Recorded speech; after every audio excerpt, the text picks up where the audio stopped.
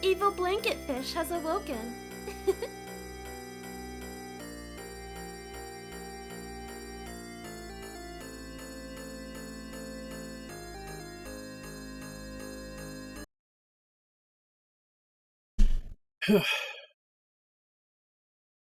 Okay. Double check. Yeah. Right. Everything's coming in. So we will be continuing with Blue Dragon. We left off last time. We had just finished the Disc 1 content.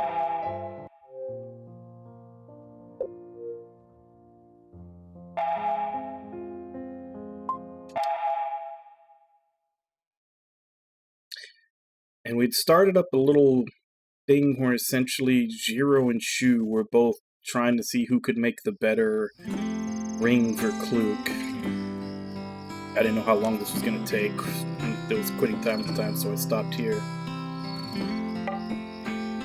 Make you a very special ring, at a discount too. So apparently this is going to be like a side minigame or something.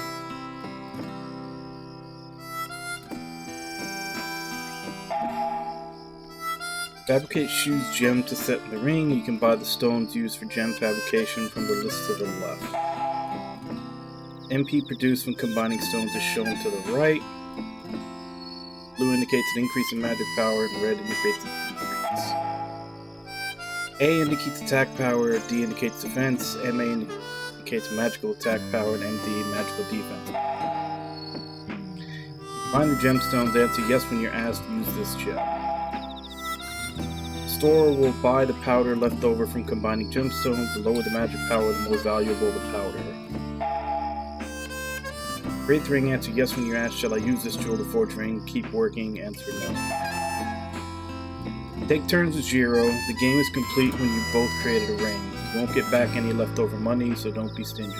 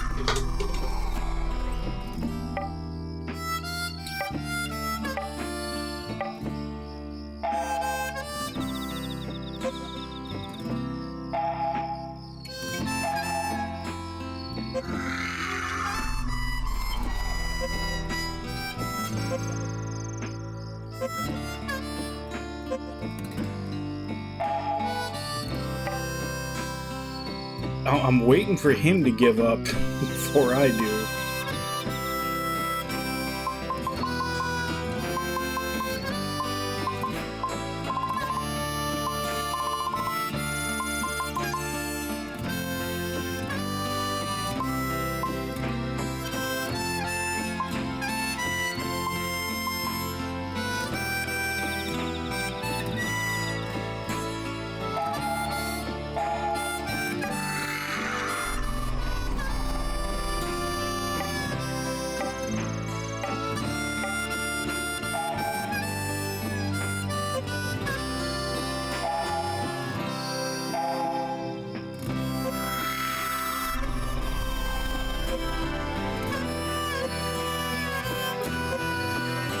It needs to be put on something.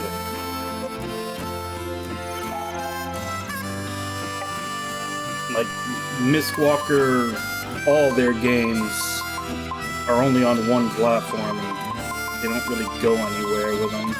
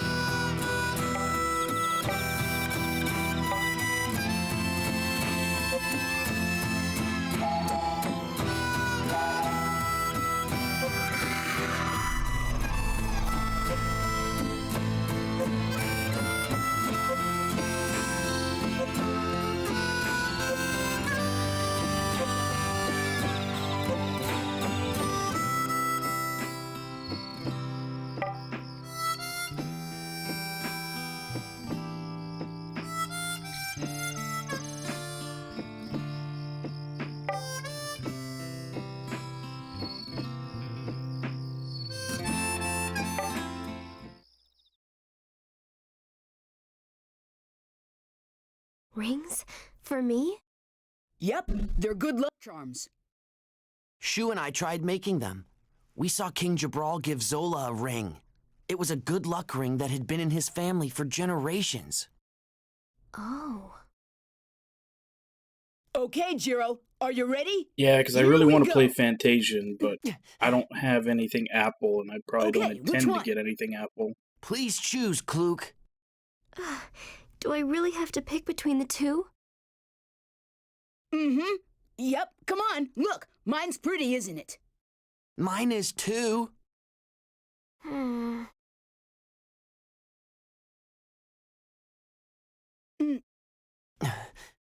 Oh,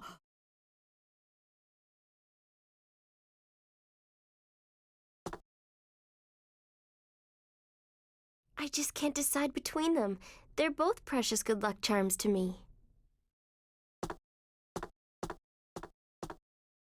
Thank you, Shu. Jiro.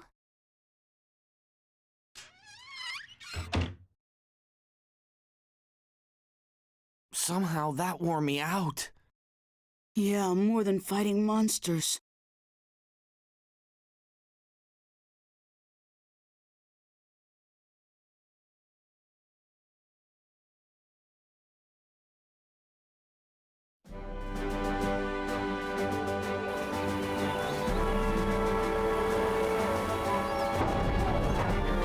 Let's go!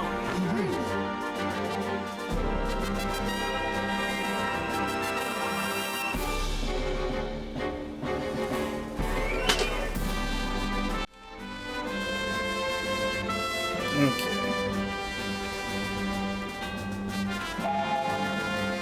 Where's I supposed to go? Hi, everybody! Not actually marked anywhere. Hey, Ragnar, how you doing?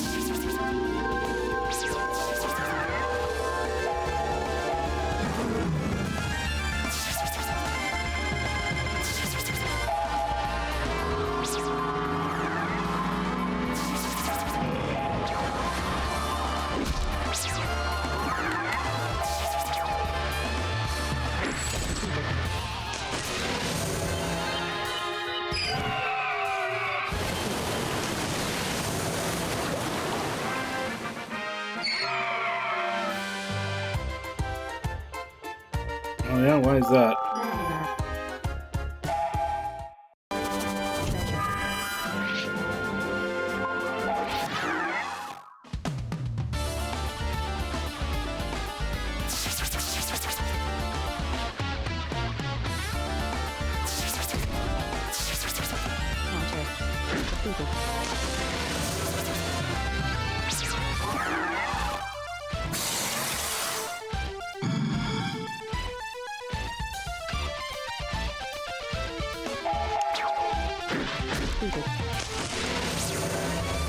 Oh, sorry, Cappy. This is a PG-13 stream. I'm afraid I'm gonna have to ban you now.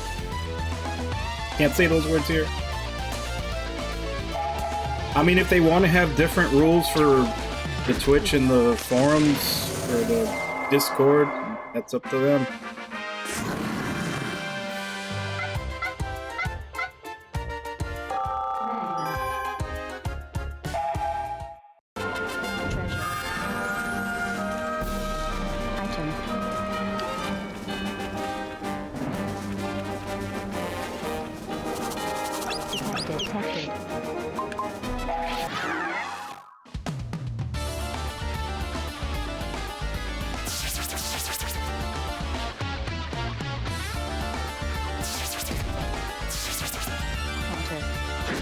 Especially if they have, you know, because there is a disclaimer you can put up on, like on, I think I should have it on mine, like before you actually start viewing the Twitch channel, where it says it's for mature audiences.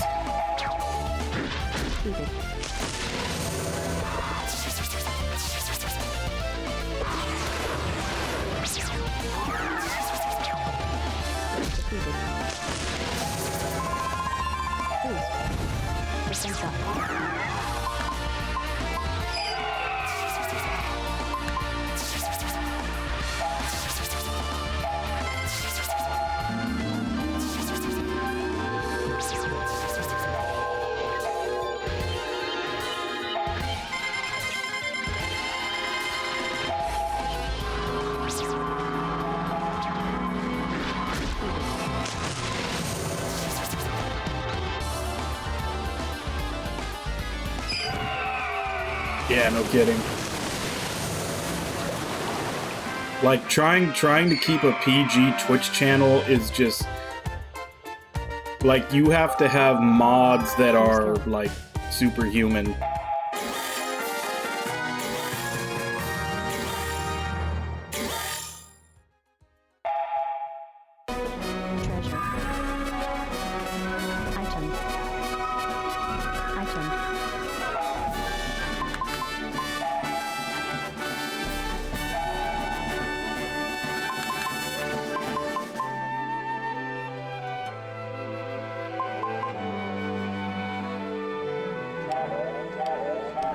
Okay, so I guess it comes naturally with the Generalist class, but you have to hit level 4 before you can put +1 accessory on another class.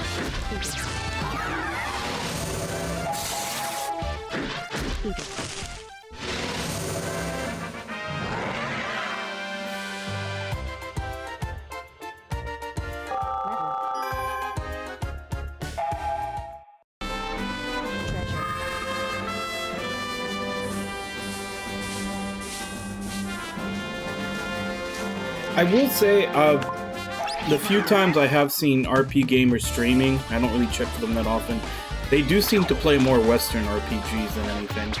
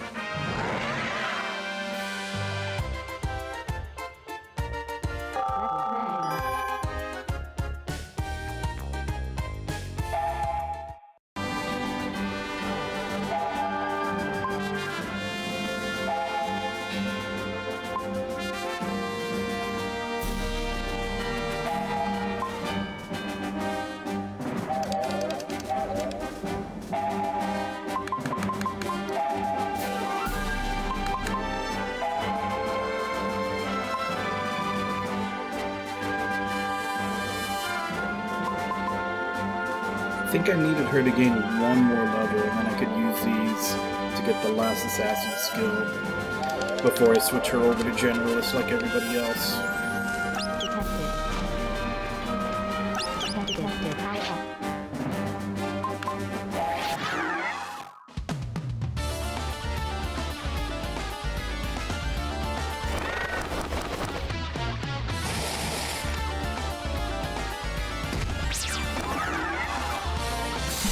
Well, I usually do check right before I start, but it might be the same guy that's always streaming in that time slot. And I've mostly seen him playing Western RPGs.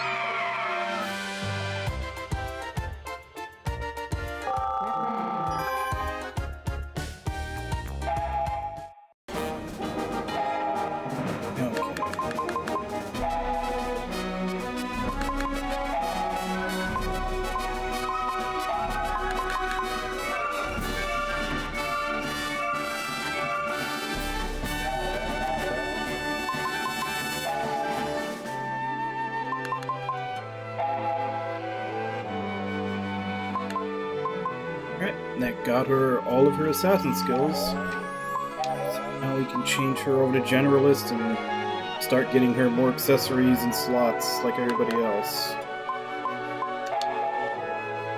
Unfortunately, this does mean that now that my entire party is Generalists, who have the lowest stats, difficulty is probably going to go up a bit.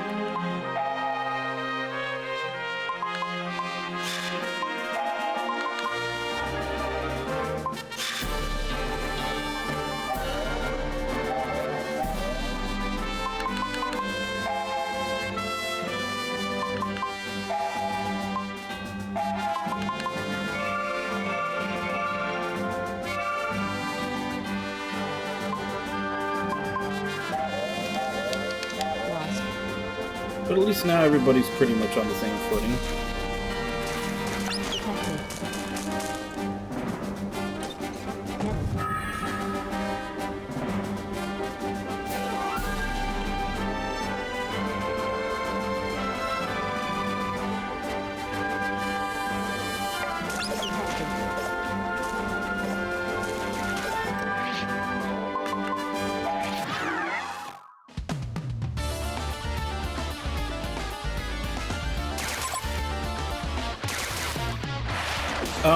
It's going to be in like 3 games from now. I'm finishing this, then I'm playing Soul Hackers 2, and then I'm playing whatever gets redeemed after that, and then I'm gonna play Chained Echoes.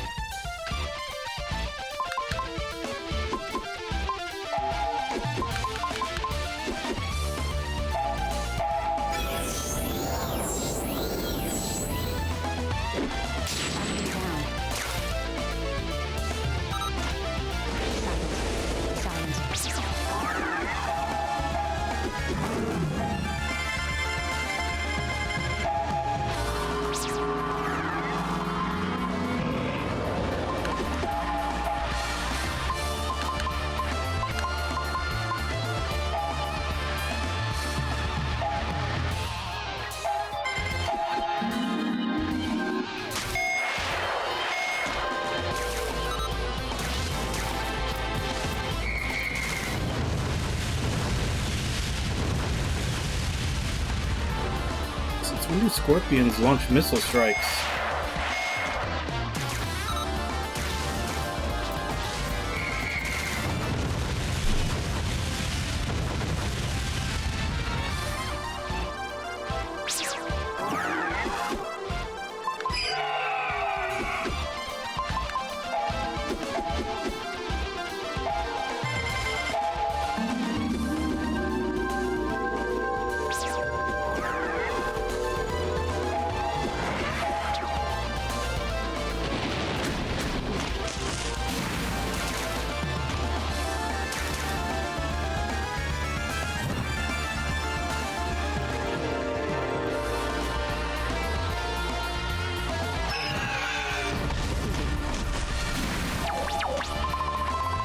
No, you might be confusing Chained Echoes with another of the many indie games I've played.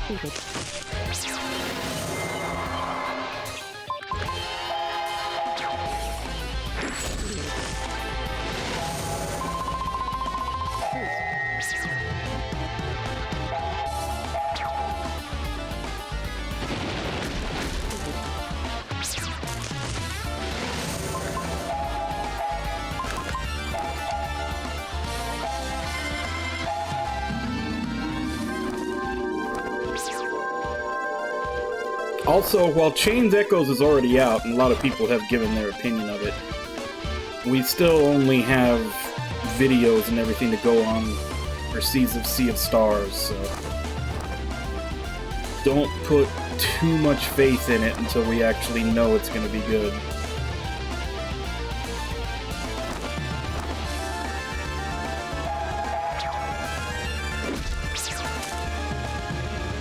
Oh, have they? Oh, they've been releasing, like, beta builds to backers or something?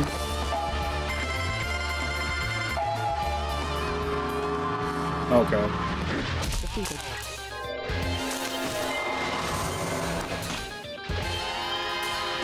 Hey, War Panda, how have you been?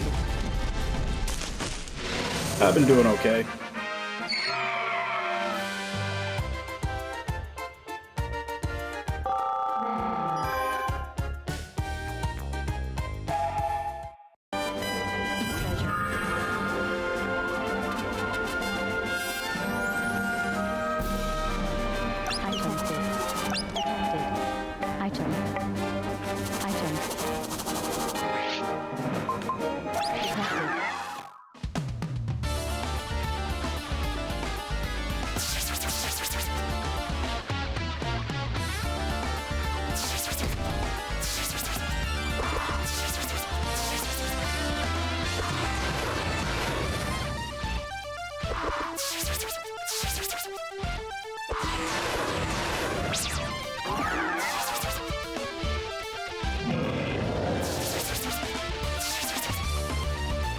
See, that's the problem right there, Cappy. That's why so many of these indie games end up not doing as good as they could, is that people hype them up too damn much, and then when they come out, they can't live up to the hype, so everybody gives it a bad score when they're actually good.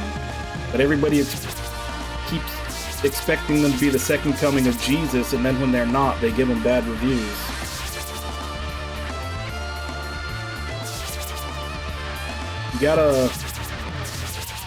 You gotta have a more realistic view of these things. Allow yourself to be surprised if it's that good, but don't expect greatness. You'll just end up disappointed.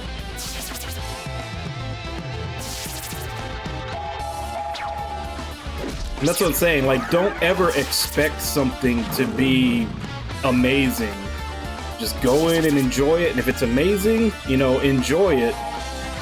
But if that's what you go in expecting, you're more than likely going to be disappointed if your expectations are through the roof.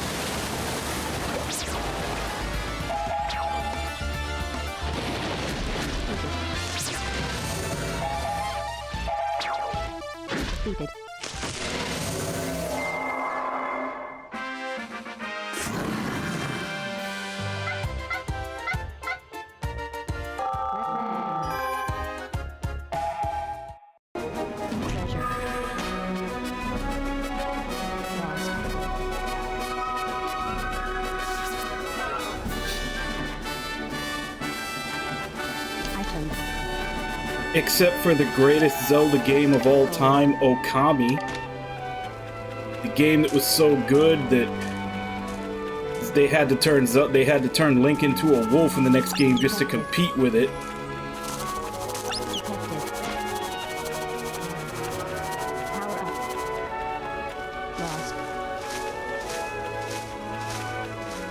I know, that's just a line that I basically made up to trigger all the like hardcore Zelda fanboys. Like just pointing out the fact that they turned Link into a wolf in Twilight Princess that came out right after it, which honestly they came out so close together. There's no way that that would have been something that they copied. It was just kind of lateral thinking on both their part. But it's so fun to trigger them saying that.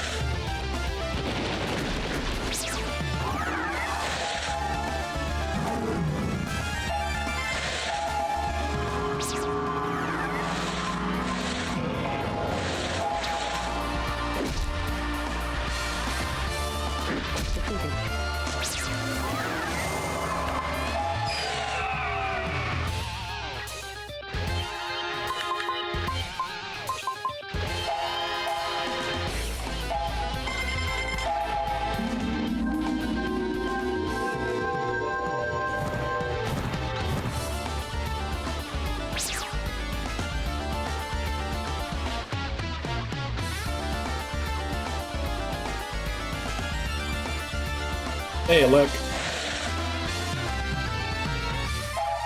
I mean, I don't doubt it's going to be a good game, but I'm also not going to hype myself up into thinking it's going to be the greatest game of all time. Like, I try not to do that.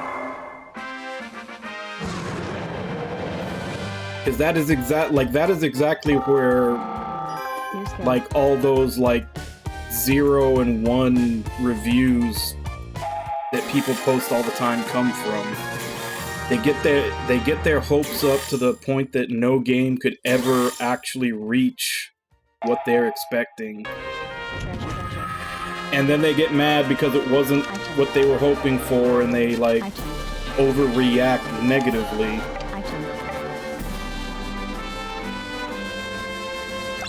Honestly, and it wasn't even... Like, I had a small taste of that not too long ago. And even then, it was only minor. I didn't... And that was basically just with SMT5. And that happened more as I was playing it, not beforehand. In that, I was enjoying the game a lot, minus, you know, a lot of RNG fuckery that was kind of aggravating at some points, but I was enjoying the game a lot, and then I was kind of let down by the final boss. Like, the secret final boss. And that was more that it wasn't me getting my hopes up ahead of the game release, that was me getting my hopes up as I was playing the game, and then being disappointed at the very end.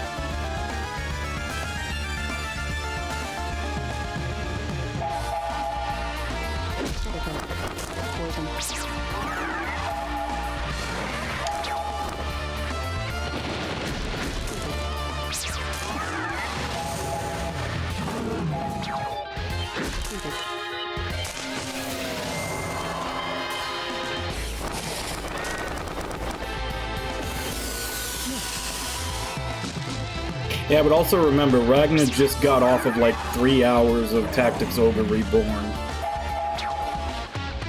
So, did I say 3 or 300? I think I might have said 3 when I meant 300. Yeah, 300.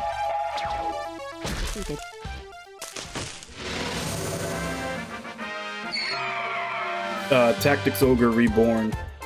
Like, Ragnar pretty much did everything in it.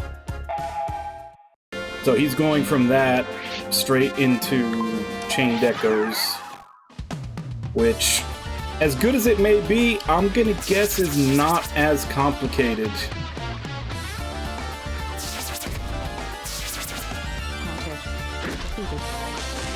Yeah, I started playing that yesterday. It's the Monday morning game, and if How Long to Beat is any indication, we'll probably be beating it next week.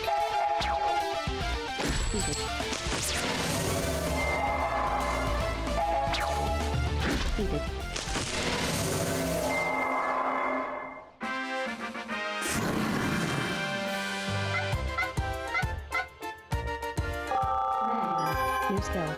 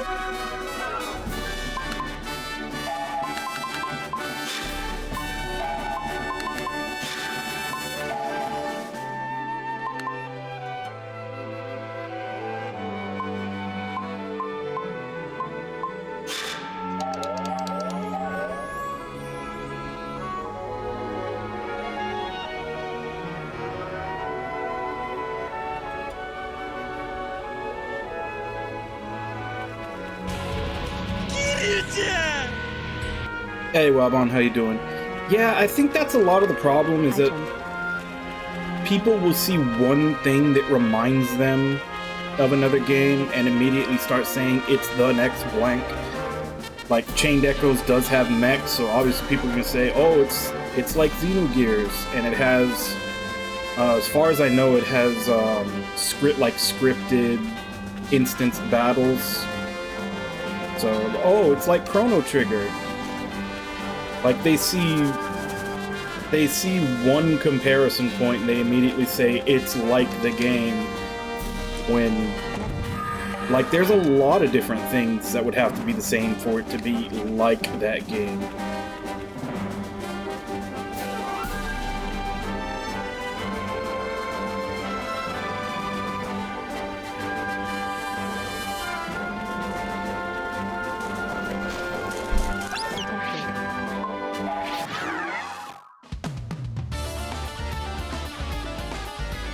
But yeah, that's just a basic problem with the way people talk about things in general.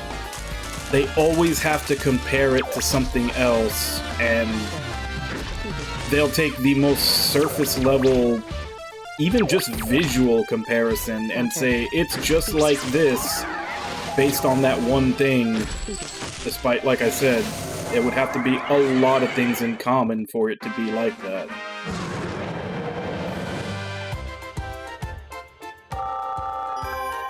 And that's the thing, is that also everybody has their own idea of what makes...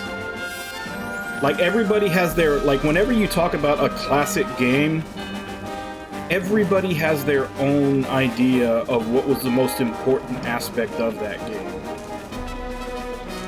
Or what were the aspects that they really liked about it. And usually if they see that somewhere else, that's when they'll automatically be like, oh, it's just like this game. But the thing that they see in common that they think is so important might be a minor detail to somebody else that liked the game for completely different reasons. But that you can't fit that into a soundbite, so that's a much longer conversation that most people don't want to have when they're just trying to quickly tell someone if something's good or not.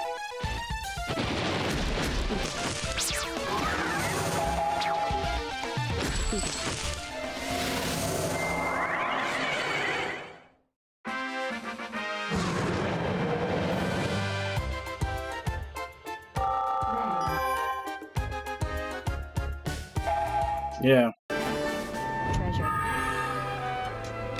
Like, everybody always wants, like, a one-phrase answer for the recommendation, or to describe something to people. They always want to break it down to, like, one soundbite phrase. And you're doing a disservice if you're trying to describe a complex thing like a game in one quick soundbite. You're probably not doing a good job. Unless, of course, it is a very blatant, shameless ripoff of another game, in which case you can't say, like, oh, it's exactly like this other game. Every once in a while, yeah, one game will completely rip off another. In which case, that's about the only time you can be okay saying that.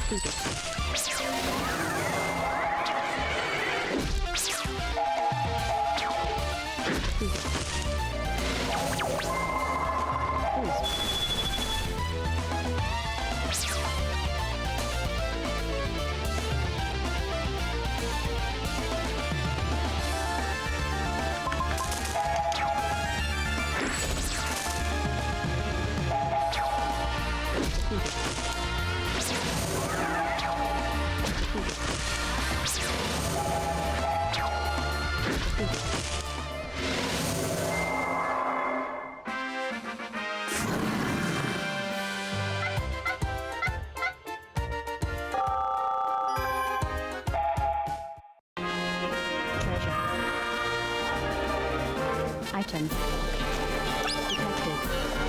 Item. At some point, I should probably try to figure out where it is I'm supposed to be going right now. It's not marked on the map.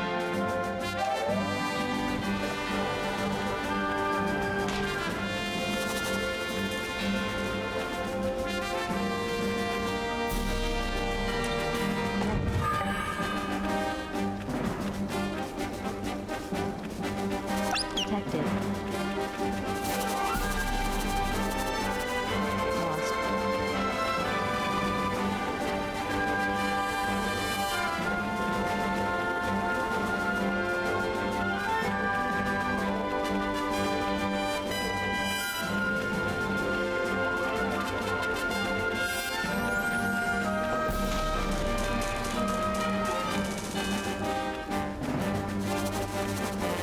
Yeah, but even then, when you say it's similar to Final Fantasy VI, a lot of people are going to have different things that immediately pop into their head. Like, for some people, when you say it's like Final Fantasy VI, the first thing that might pop into their head is the whole, like, you know, regular world and then ruin world afterwards, or having to basically go and regroup your entire party in the world of ruin. Like, those might be some of the things that pop into their head, which I obviously haven't played it, but may or may not happen in Chained Echoes. But that's what I'm saying, is that, like, everybody has their own idea of what is most important or what drew them to a game, and when you just make a comparison, it's like this, that's going to be the first place their mind goes, and then when it doesn't happen, they're going to be disappointed.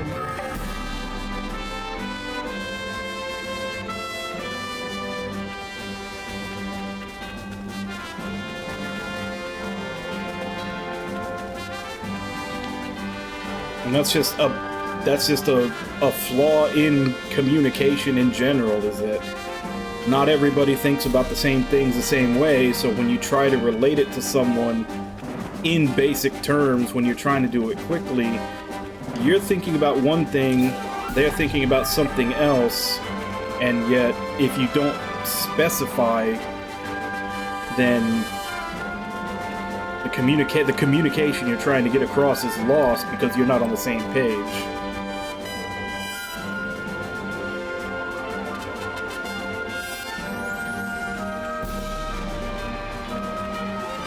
Yeah. See, like that, like there you're being specific in how you're comparing it. The downside, of course, is that you have to get slightly more spoilery to let them know, and it also takes a lot longer than just saying, oh, it's similar to FF6. Like, that's one quick sentence you can get out, but again, you could be setting them up to believe something that is completely contrary to what you were actually trying to say, because everybody has different ideas of what that would entail. Detected. That's why generally when people give recommendations or stuff like that, like whenever something, I always question things when they're too simple. Anytime someone tries to give a simple answer, I generally tend to want to dig deeper.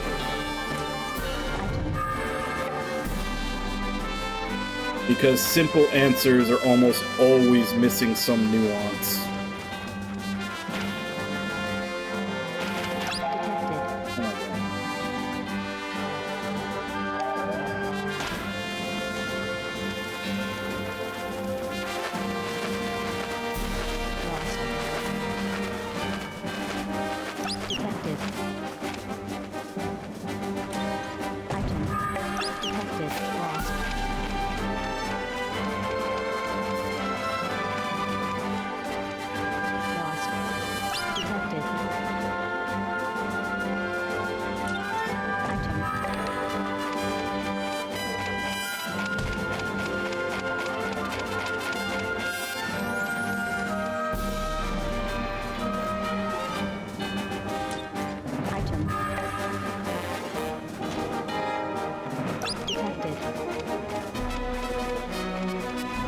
Yeah, and rewinding a little bit to what Wabon said about being able to kill protagonists.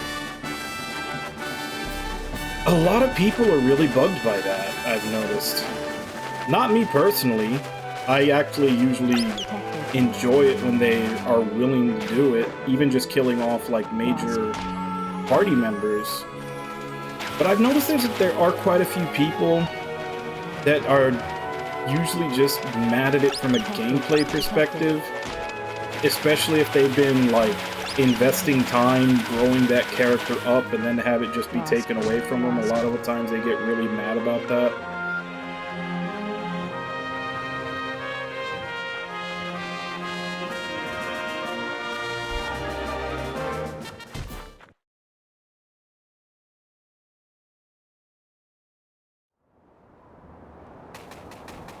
I'm supposed to be going to activate the warp either.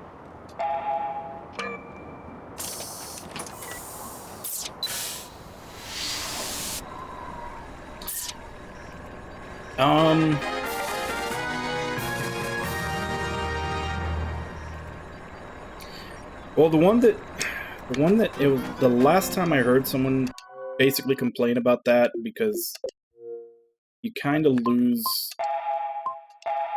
It was one of the, let's just say it was one of the PS2 SMT games. So you can be a little vague about it. And if you played it, you know which one I'm talking about. What is this? Yeah, you basically lose a lot of playable characters, and they were getting frustrated because, like, they kept having to switch out and retrain up party members. Playable.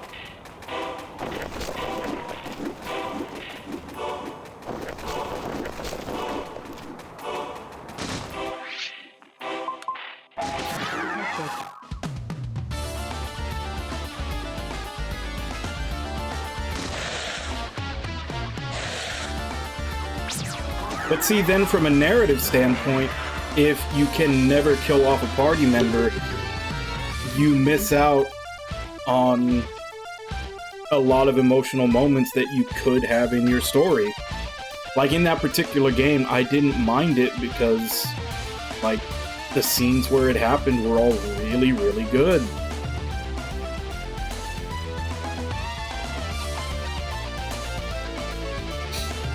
I'm 50-50 on it. If they're killing them off and it was a really good scene in the story, I'm okay with it. Hey Kaz, how you doing?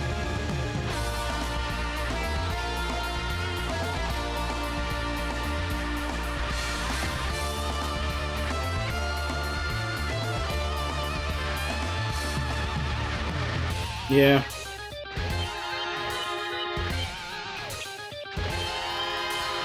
And that was the funny thing too, when everybody was always when Final Fantasy VII came out, and everybody was, you know, super distraught over Aerith, and I was like, that was just another day to me. Like I played the whole Phantasy Star series prior to that, and I was like it was literally like that meme of the guy on the gallows, like first time.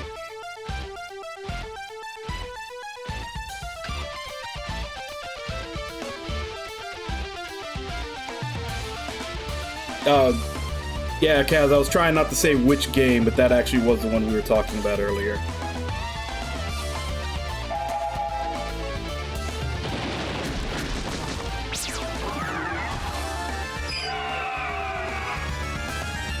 Yeah, we had brought that up earlier, but I basically said, you know, one of the SMT PS2 games, trying to keep it vague.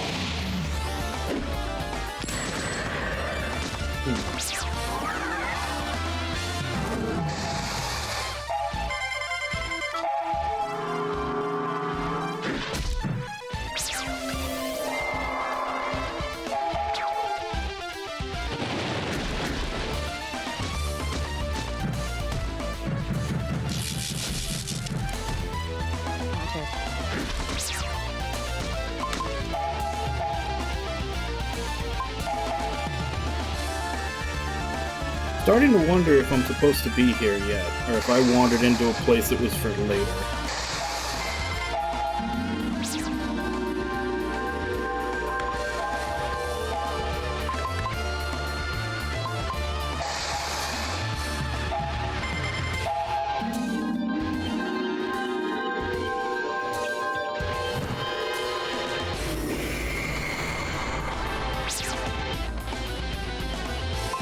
Of course, it could also just be the fact that everybody's a generalist now, so their stats are nowhere near what they were when I had them at like a level 30 normal job before.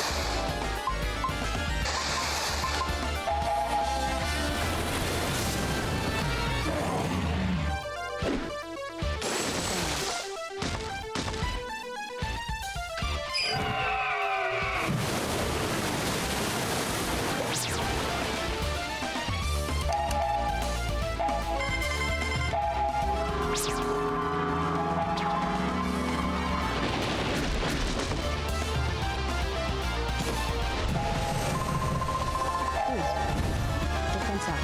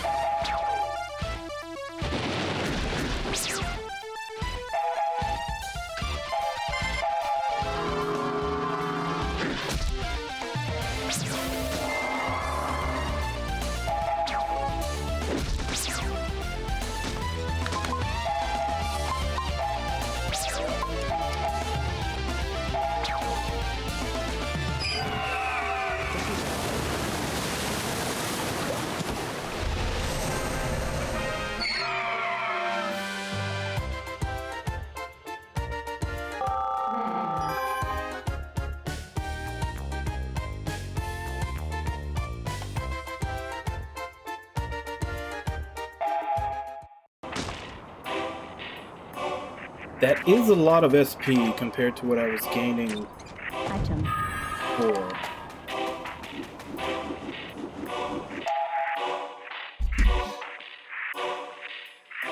Completely forgot where they told me to go in that last cutscene. Look at an FAQ and see if this is the right place.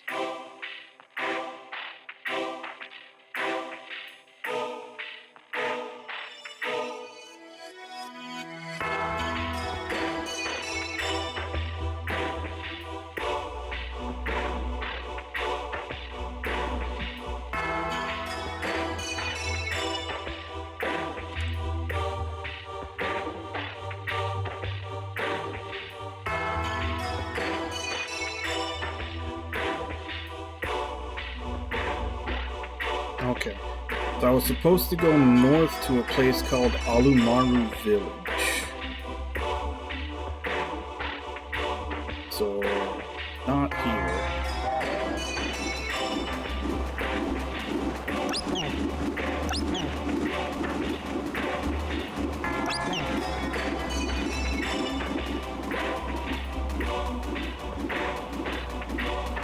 But whenever I do have to come here later, I at least have the teleport point to it.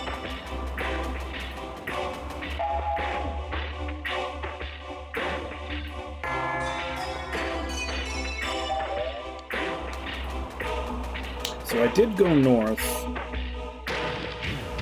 to the wrong place. Yeah, it is.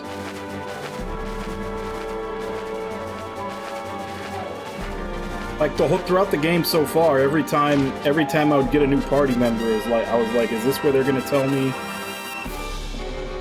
that I need to switch people out? But nope, the party just kept getting bigger and bigger. Detected.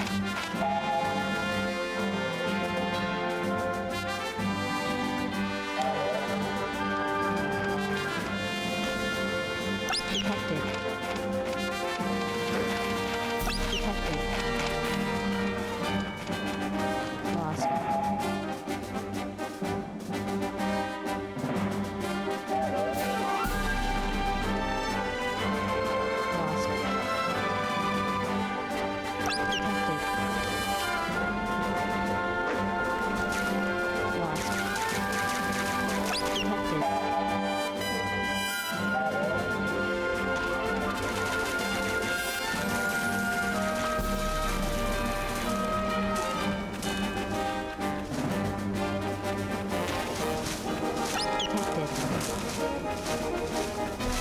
Lost.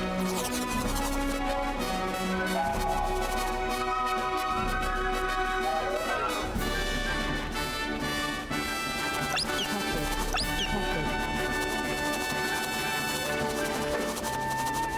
Lost. Lost.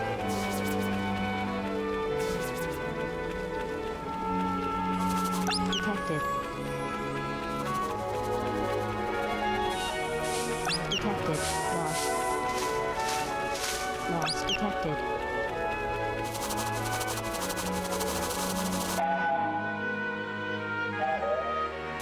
Detected. Maybe it's over here? Lost. Lost. Detected.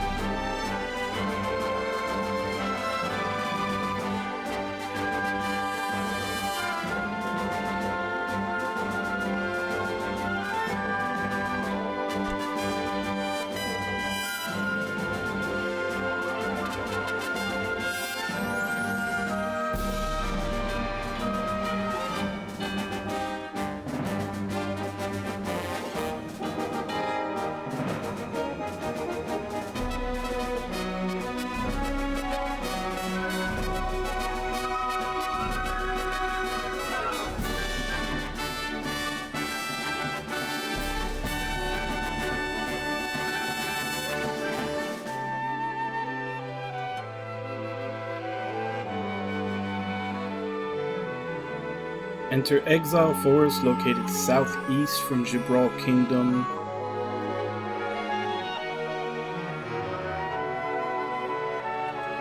Okay, forget about that, because after it tells you to go to the world map.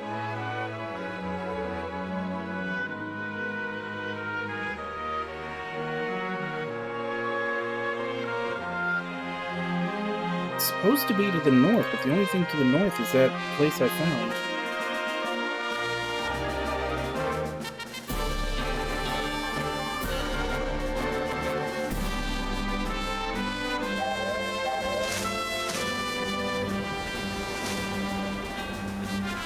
I still say Star Ocean 5 having 7 party members.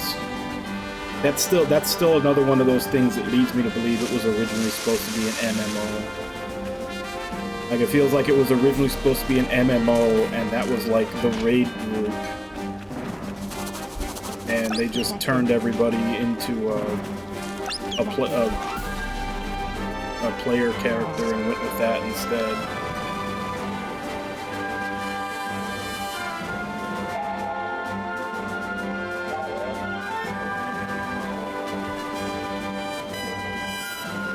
That, and then, you know, the way that the cutscenes are shot, the emote menu, like all the harvesting stuff on screen and everything else. It just feels like it was supposed to be an MMO, and then they changed their mind at the last second.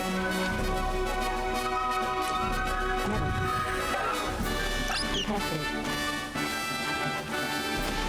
Power up. Lost. Lost detected. Power lost. It'd be funny if when it comes out on consoles, the text is all in Comic Sans.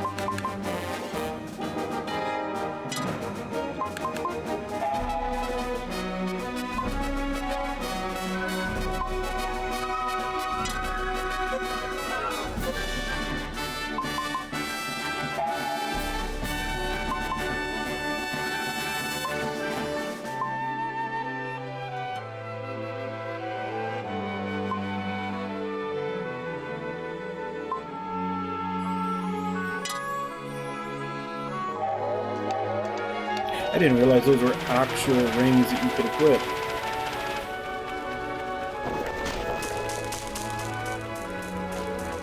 Detected.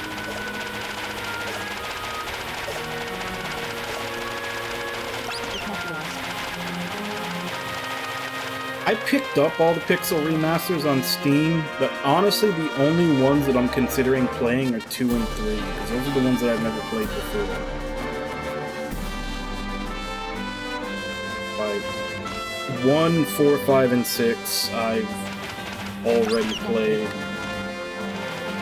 With 4, 5, and 6 I've played those several times. Granted, the last time I did play them was a long time ago, but I've played all of them multiple times. Detected. Lost. Lost. I don't think so. As far as I know, the 3D remakes even have extra content. I just never got around to them.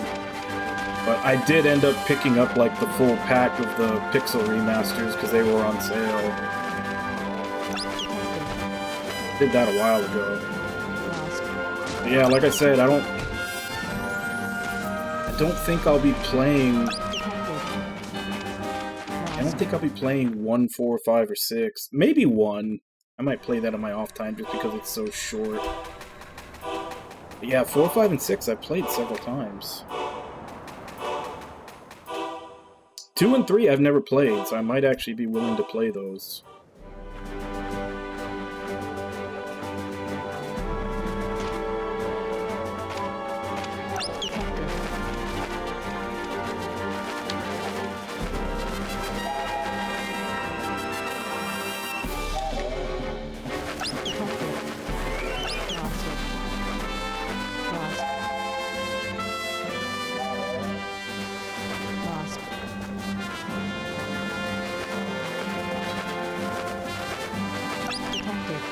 I wish you could tilt the camera up. makes it so you can, like, the way the camera's tilted, you can't see that far in front of you. Lost. Alright, sleep tight, Cappy. Detected.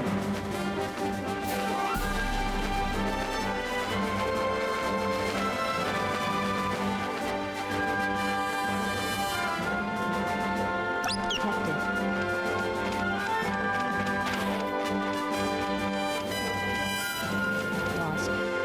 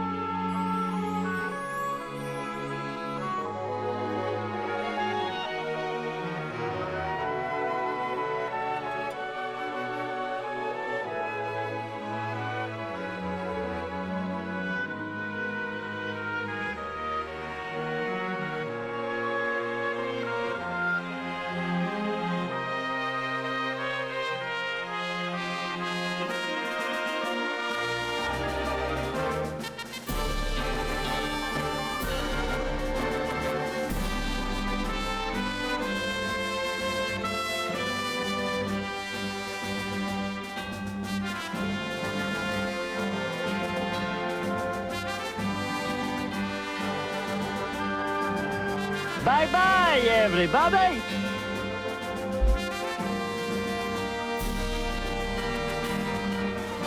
Yeah, Tales of Rebirth.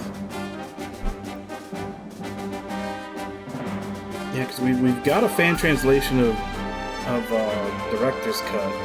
So we still need Tales of Rebirth and Tales of Destiny 2.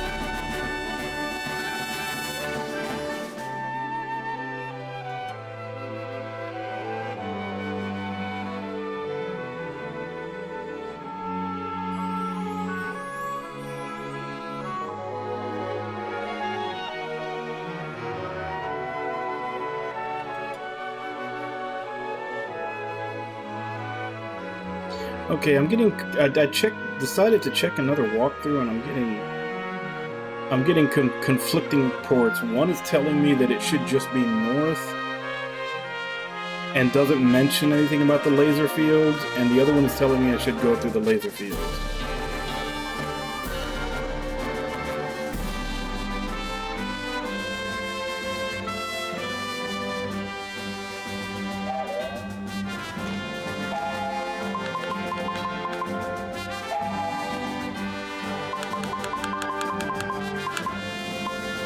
Tempted to just go back here and see if I can get someone to retell me where I'm supposed to go. I think I was paying attention when they actually did.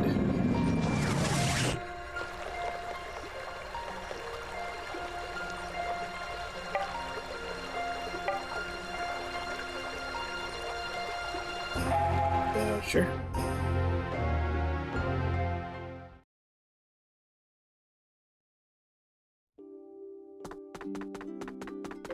I mean, I'm glad they did Destiny Director's Cut, because, I mean, that does have, like, a whole other section to it that wasn't in the original, where it's following Leon.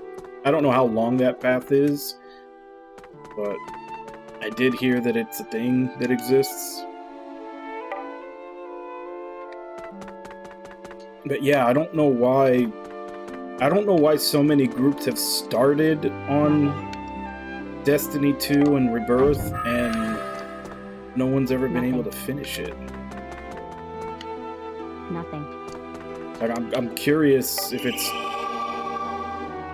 just that complicated, or if it's just cursed.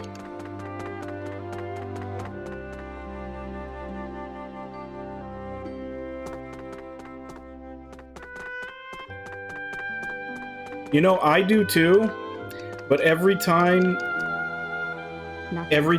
like on Reddit JRPG or Reddit Tales or whatever, and they ask the question, which one should they remaster or bring over, and I always bring up, you know, the ones that we never got, being Director's Cut, Destiny 2, Rebirth, and Tales of Innocence for the PSP, like the R version. Nothing.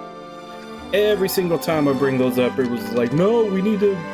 It shouldn't matter that we didn't get them. We want to see Symphonia remastered. We want to see... Like, they're always just listing the ones that they've already played and want to see with better graphics.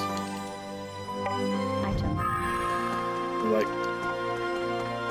Like there's always somebody saying that they don't care, that the one that didn't come over was probably not brought over because it wasn't any good, and they'd rather see one that they already played remastered or remade. Item.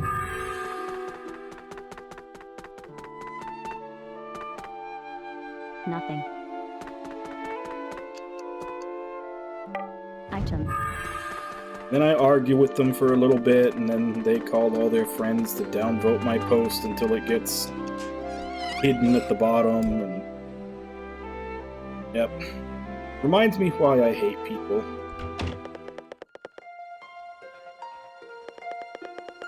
Yeah, I honestly...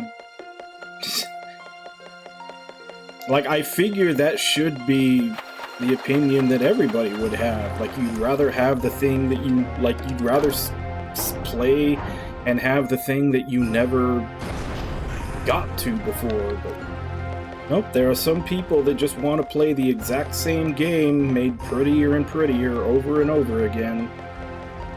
And there is just no talking sense to them.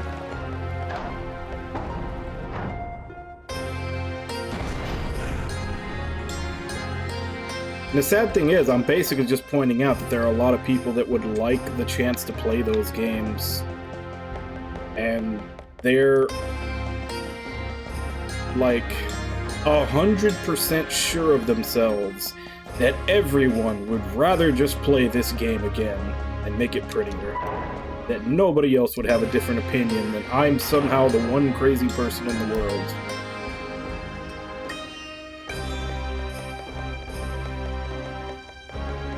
Hey, Invalid, how you doing? And that's exactly why we're getting Symphonia remastered again, because of course Namco is going to listen to those people, because that means less work for them, and they already know that they have this batch of people that are just going to eat it up and play it. Whereas for those other games, they would actually have to work on a localization for them before they release them.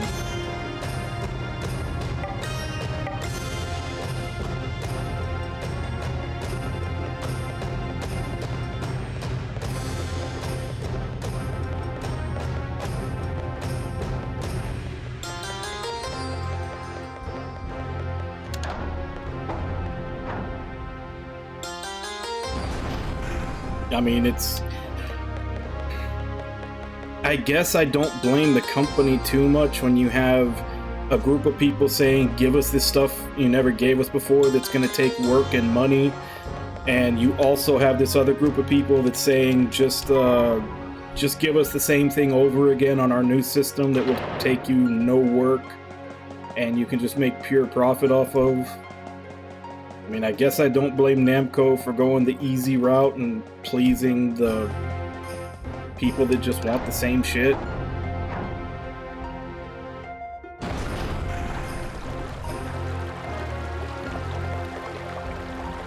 Well, it wasn't supposed to be a Tales game. It was just supposed to be a new series of games called Arise, but yeah. I was kind of shocked when I read that article too.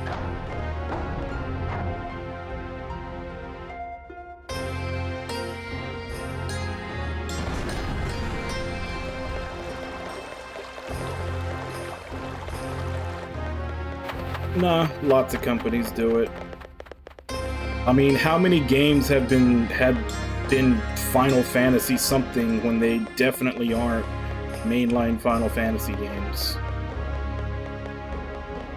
Like, there's no reason they shouldn't have just been another spin-off, but they tacked Final Fantasy on top of it to get people to buy it because they know the name.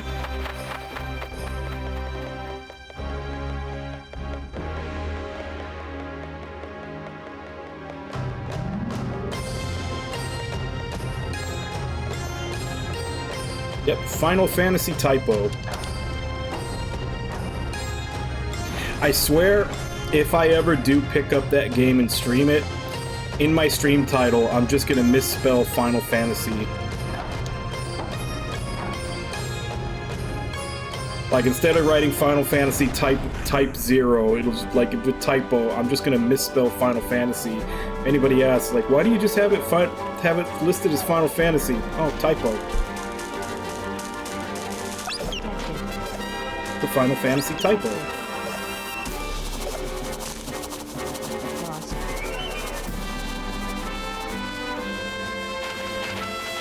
And it's on sale on Steam, so I'm tempted to buy it just so I can do that joke.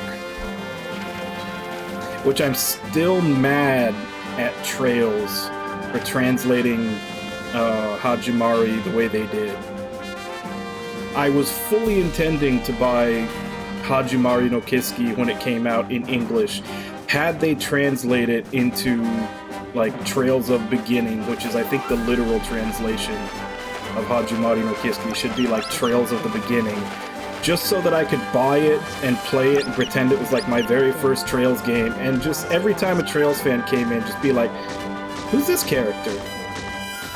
Why am I supposed to know who this guy is?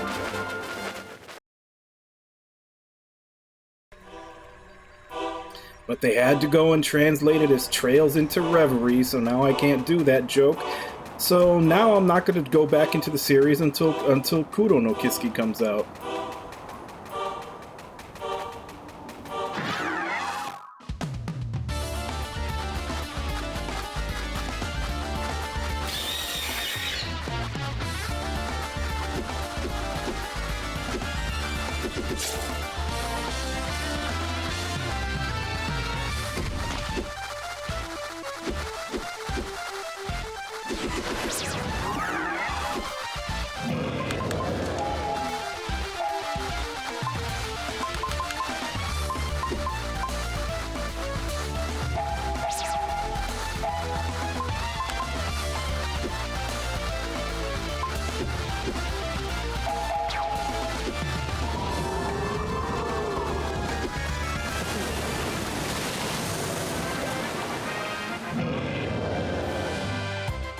Which one? Reverie?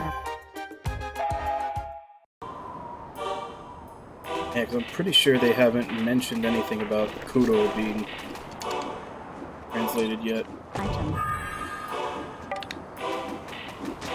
Detected.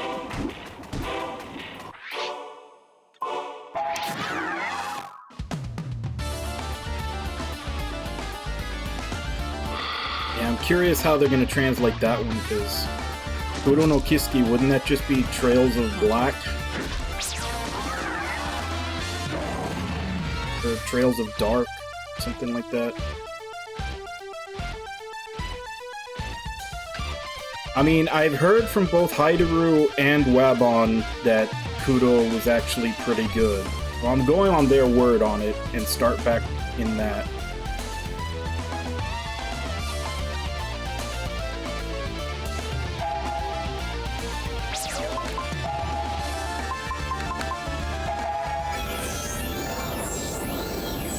Like, I'm going off of secondhand opinion that it's actually gotten fairly decent again.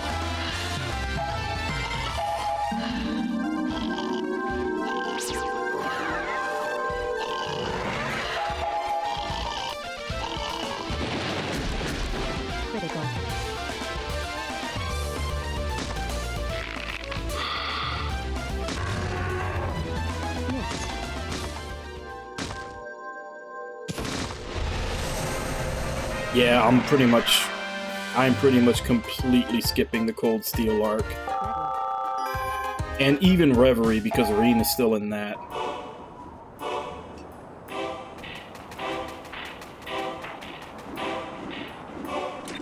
Item.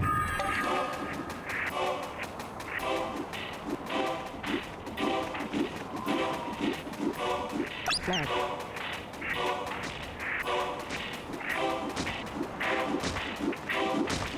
Flag. Detected. Detected. Flag. Flag.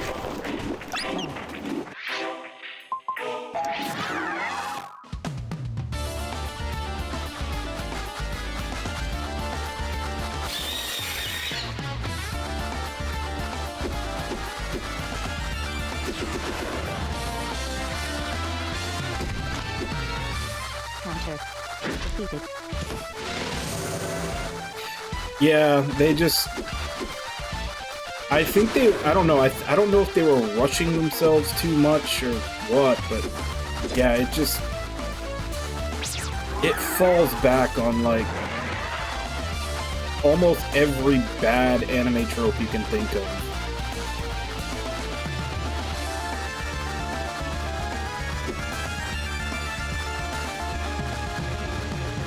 And, you know, they stretched it into 4 games, basically using the same villains almost the entire time, because,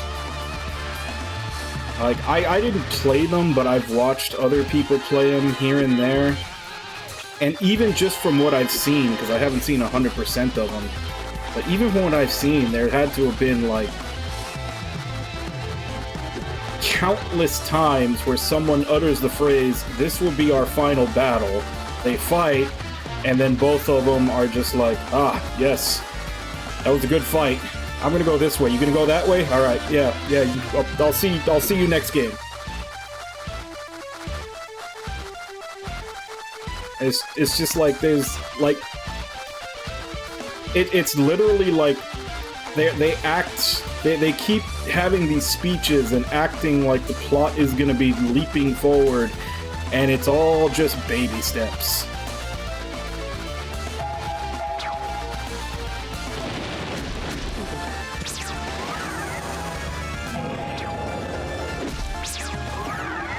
It's like 400 hours of the most glacial plot development possible.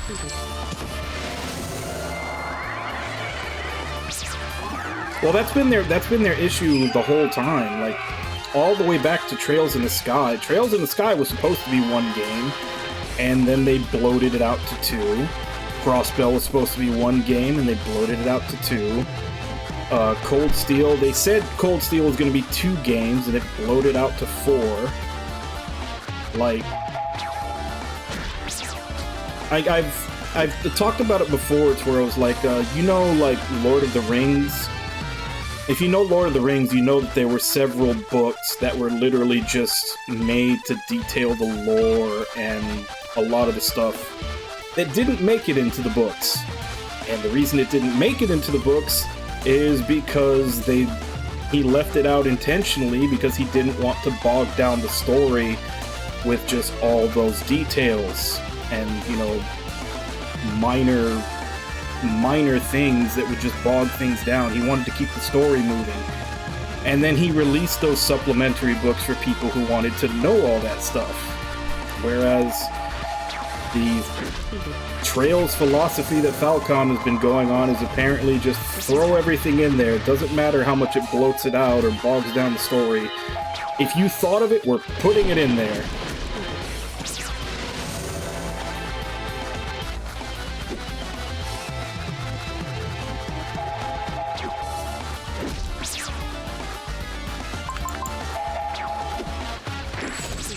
Like, Falcom, I know Falcom keeps their staff small, but they really need to create one more position.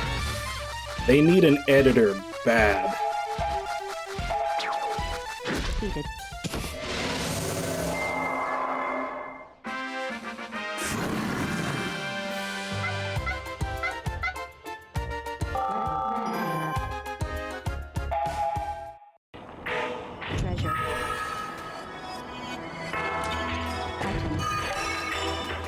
And the worst part is that because Trails is, I'm not even sure if I'd say it's becoming popular, but it's definitely being praised. They're starting to get their chocolate in my peanut butter. Like, they're putting their Trails into my Ys. Like, I remember playing Ys 8, and it was like, okay, you know, Ys games are not exactly known for, like, being heavy story. It's usually very, you know, little bits here and there, maybe one exposition dump before you get to the end. And I played 8, and 8 was like, okay, this is good, but this is a lot of story for an Ys game. And then 9, they just pumped in more, and it was like, they're turning this into Trails Light.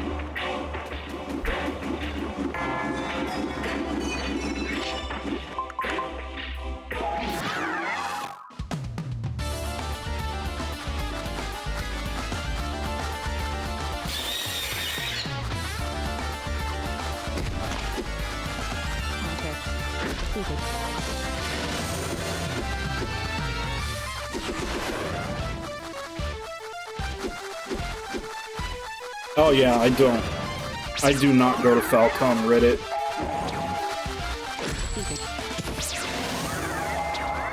Like, they cannot take criticism at all.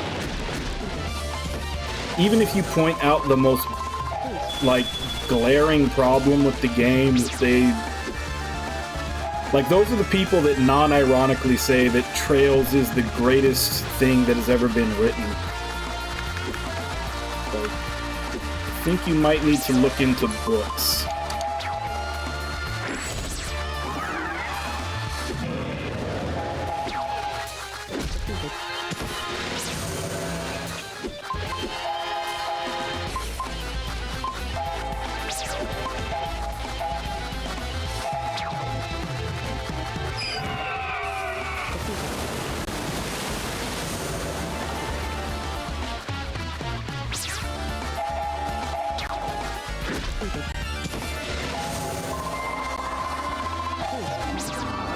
But I am hopeful for the series. I do hope they can fix a lot of the problems they've been having.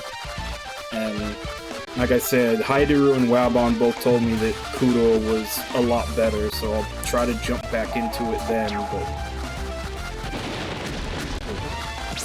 I don't know, man. I honestly just think at this point a lot of the fan base is suffering from sunken cost fallacy. Like, they just have to get everybody to play it because they're in abject terror that the games are going to stop making money and they won't get an ending to their 1,000 hours that they've invested.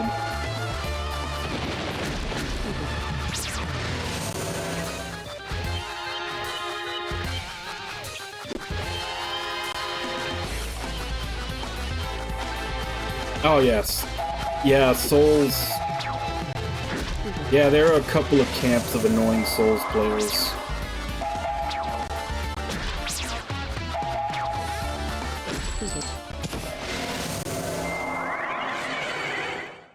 There's like the duelists that basically think that the whole game is basically just a tutorial so that they can get to their duel spot and spend all day fighting each other. Which, I mean, look, Souls games are not made for PvP. The combat is not that deep.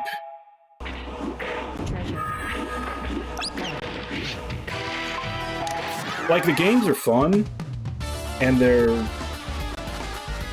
you know, they're serviceable, but the combat is not that deep. Which is why every iteration of a Souls game has just eventually boiled down to two people staring at each other until one person attacks and the other one parries them and kills them.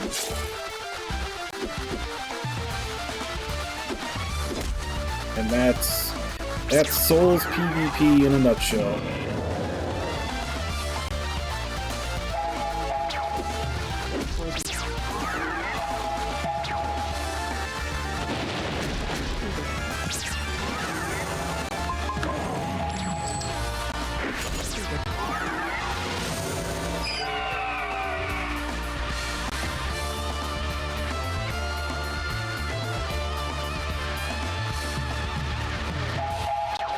I think I did the PvP for a little while in 3 just because there was, I wanted to 100% Dark Souls 3.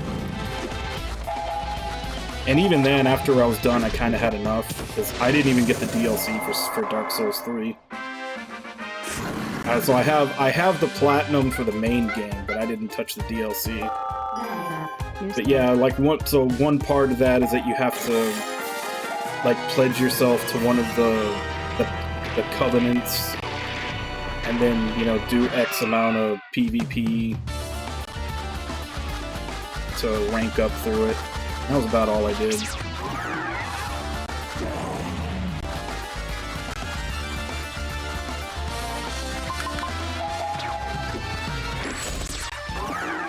I mean, they kind of are, in a sense.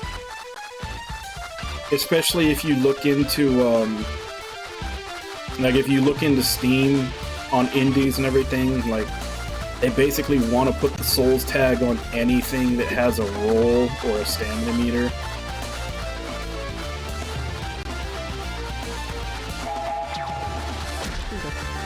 Like, Iron Pineapple even has a series that he does where he's basically just trying out all the things that people have tagged as a Souls-like. Some of them actually look pretty good, but, like, they put that tag on anything that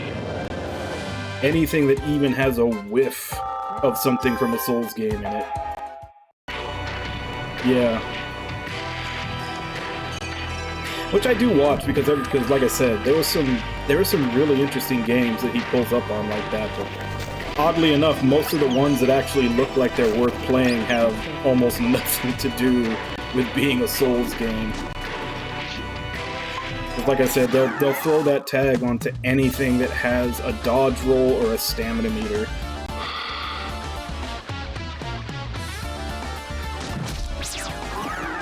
I've told this story before, but that was why I stopped streaming in the first place. I originally started streaming in 2015, and at that time I was doing more multiplayer stuff. I was doing like multiplayer stuff and roguelikes, and then every once in a while I'd do a JRPG. I eventually stopped doing all the other stuff because my backlog got so huge that I'm now trying to put a dent into it. But yeah, like one of the only people that kept showing up to my streams kept constantly trying to get me to play Trails.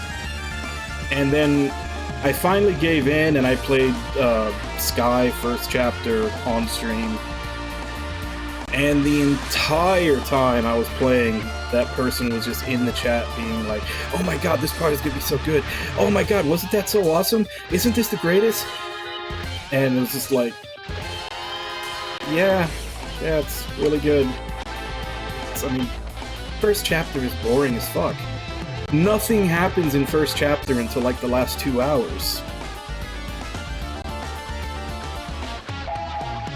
And then I started playing second chapter, and it was like, okay, first chapter finally started getting good in the last couple of hours. And I was like, okay, and they're like, you're gonna want to start second chapter right away. I was like, okay, I'll start second chapter right away. It got good. There was a good twist at the end of the first game. And then it goes from like, okay, it's gotten good, and then we're all the way back down to nothing happening for another 30 hours. And I think I got to like chapter 3 or 4, and I was just like, I'm done. And I just stopped streaming altogether. Like 2 years later, I finally finished second chapter. And I played third chapter sometime later. I played the original fan translation for Zero and Azure, which were they were like machine translations. They were like Google Translate. And I don't think they even translated the side quest, so I basically just went through the main game really quick. And then, like I said, I started watching people playing Cold Steel, and I was like, nope, I'm not gonna play this.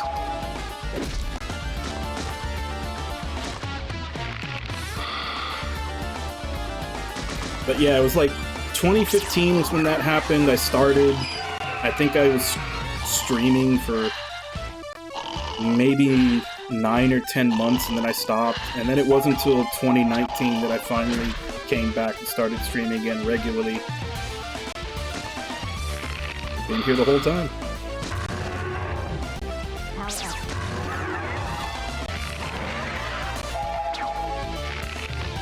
Yeah, even when Baku was playing third chapter, I was cringing every time somebody would come in and be like, have you hit Star Door 15 yet? I was like, guys, if you want to see it so bad, just go watch Law and Order SVU if you're fiending for that stuff so much.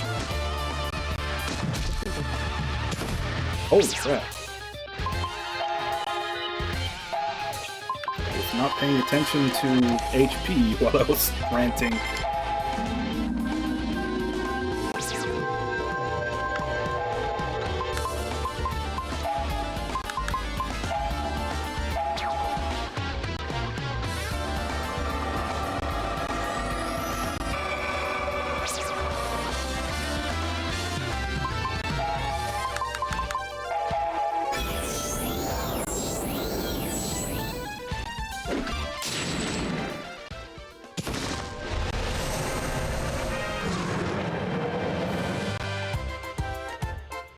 Oh, I have had so many arguments about Star Door 15.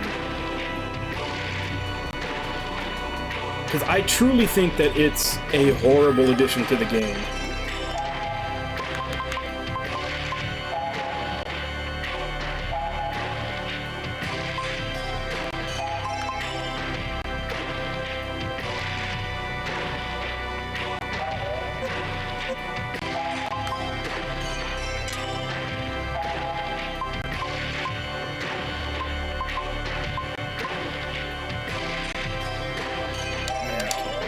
I still don't know if Magic Sword is off of Magic or...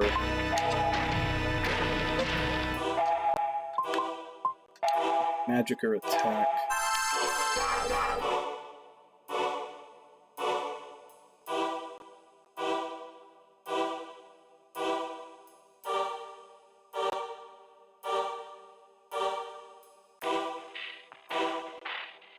Well, see, the thing is, it doesn't fit into the game because the entire tone of the series, it's a shonen anime. Like, that's all there is to it. Like, people can try, and that's the thing, though, people will point to Star Door 15 and Hamel and all these things and be like, no, Trails is really dark. I'm like, no, it's not. Trails is 100% shonen anime. The only time bad things ever happen are in the past. Nothing happens in the present while you're playing. Nobody of any importance dies. And if you tell them nobody ever dies, they'll be like, well, what about Weissman? He's like, oh my god, they killed a villain? How dark! Like, it's shonen anime. There's nothing inherently wrong with that. But Star Door 15 completely goes against that tone. And on top of that, the way they handle it afterwards is terrible. Like, do you have any idea the, like, PTSD someone would have after something like that? And they just hand wave it all away because Estelle decides to be her big sister? Like, a couple of hugs from Estelle and, like, horrible, life-shattering PTSD is just gone? Like, that's so bad, it's almost insulting.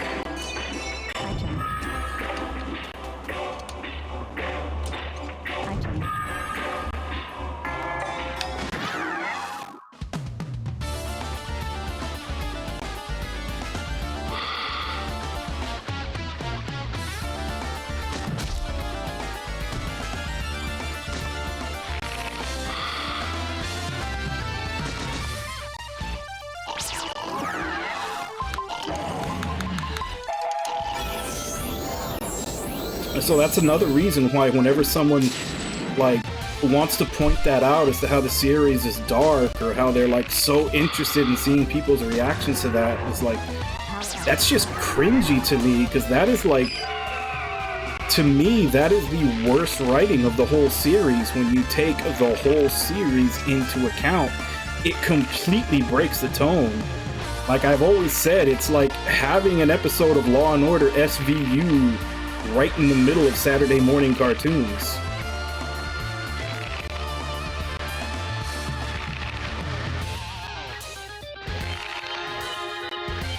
Yeah. And like I said, like, even if you're just putting it in there for shock value, they didn't handle the aftermath of it well.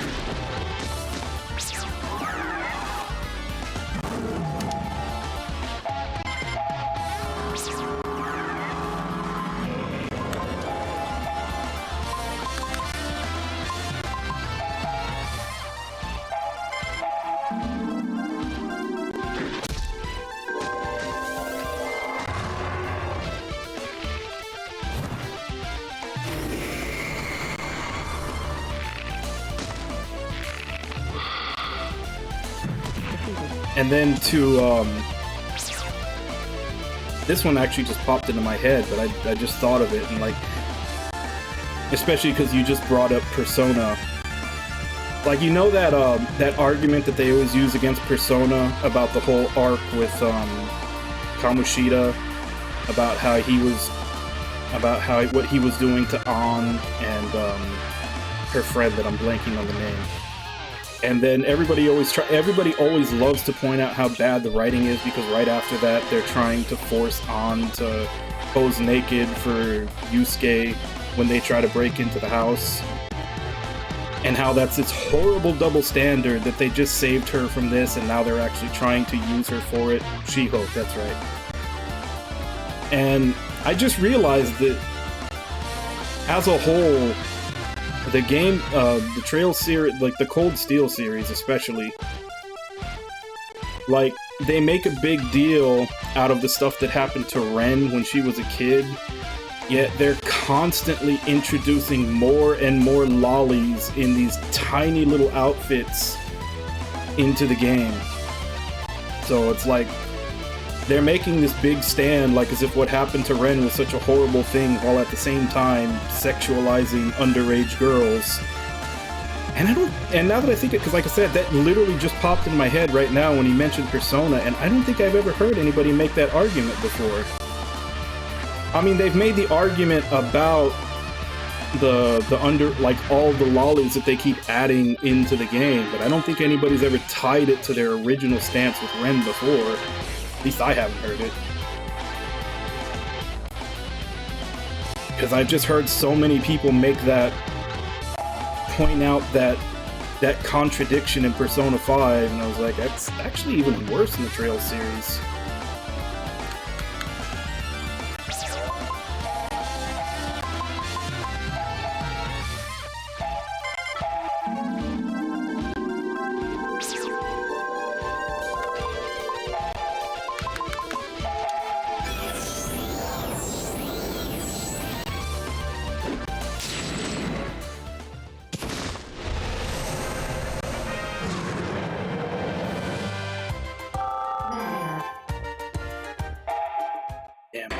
Amarumaru's slightly behind too.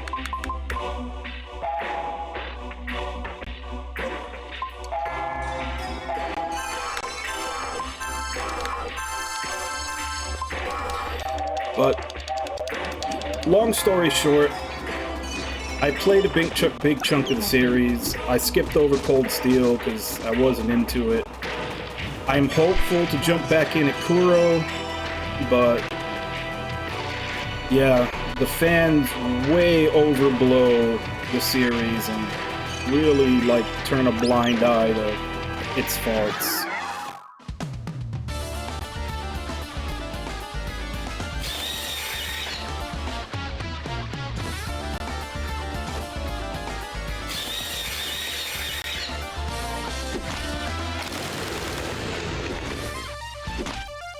Miss.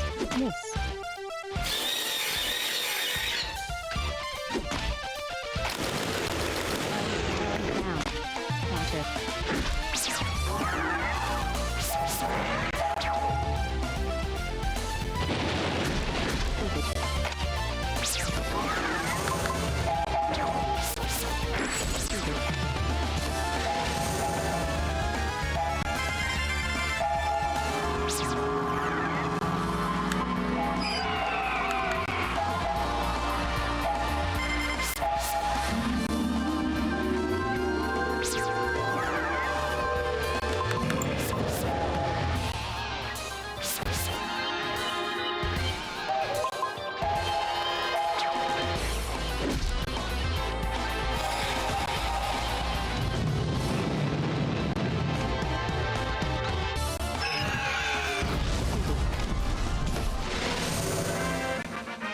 Yeah, and it's like that is one of the things that Super Derek says all the time that I really agree with. Like, don't overhype things to people.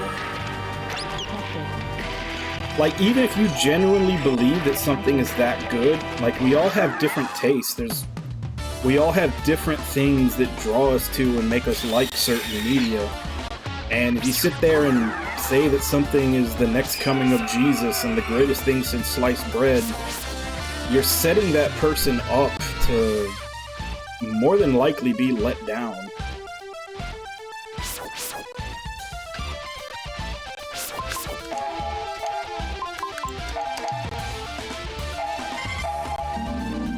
And unfortunately, that's what a lot of the Trails fans I've talked to online do, is they go around hyping the series up to levels that it's not going to meet up to with most people.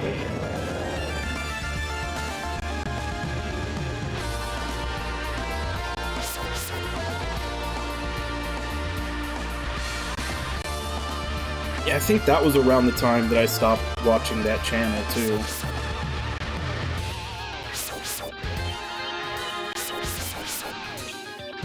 Because not only was he playing, you know, the series that I had no interest in, but yeah, it was just like the whole chat was just a circle jerk the whole time.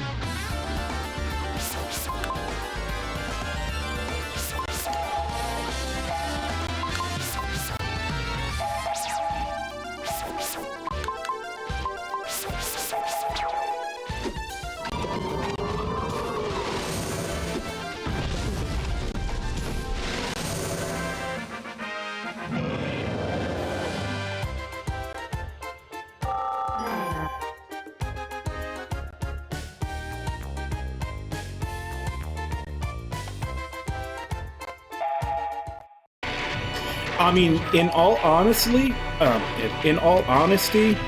you might. I know there's been several games where people have basically told me they're the worst thing that was ever made, and then I played and was like, you know what, this isn't that bad. Star Ocean 5 is a perfect example. Everybody hates Star Ocean 5. Like, I had people left, right, and center telling me Star Ocean 5, like, murdered their dog and was the worst thing that they ever played. And then, specifically because so many people were saying how bad it was, I played it, and I liked it. It wasn't great, but it wasn't terrible. It was mediocre, but it was worth it. It was worth the playthrough. Like, I'd much rather go into something with low expectations and be surprised than go into something expecting it to be the greatest game ever and being disappointed.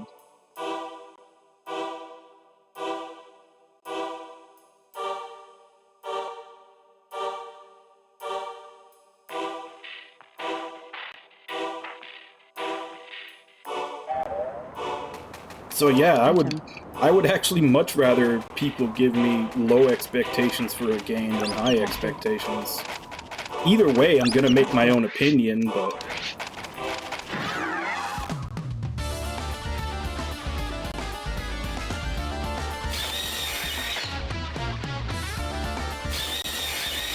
Yeah, because that was one thing, like, that's one of the things that I always joke about, is how no one ever dies in Trails. And I think there's like two people that they always bring up when you say that, and one of them is always Weissman. It's like Weissman, Lowe, and I think maybe one more person. It was like, you just named two villains. Nobody cares if a villain dies. Like, when people say no one dies, they're talking about, you know, player characters or NPCs that you get attached to. You know, stuff that tells you that the stakes are high. No one gives a shit if a villain dies.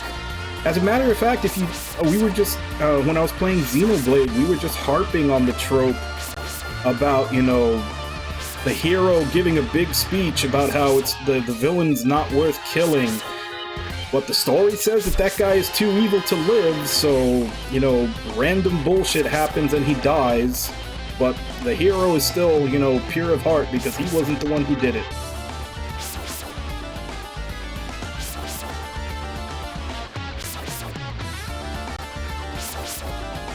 Yeah. But that, I mean, and that is another trope that comes in, like, they kind of did that in SC, in that, with Lowe, and that was the whole thing with him, was that, you know, they redeemed him, but the shit he did, like, there's no way they could actually redeem him, so of course he has to die later. But yeah, that's a trope that's all over shonen anime too. It's always the we've made this super evil character that cannot possibly, you know, fit back into society or can't be redeemed or whatever. But we can't have the hero kill them, because then he wouldn't be the super perfect good guy that we need him to be a shonen protagonist. So, yeah, like, either another villain comes in and it's like, you failed, and kills him, or, you know, a building falls on him, or something. There's always some, like, you know, there's always some random bullshit that happens that kills them so that the good guy can give their speech about how they're not gonna kill them and then have them die anyway.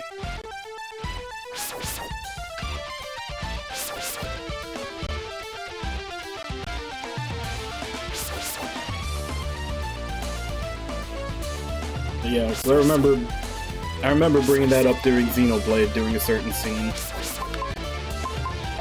Because the game was going really good until that point, and that bugged me.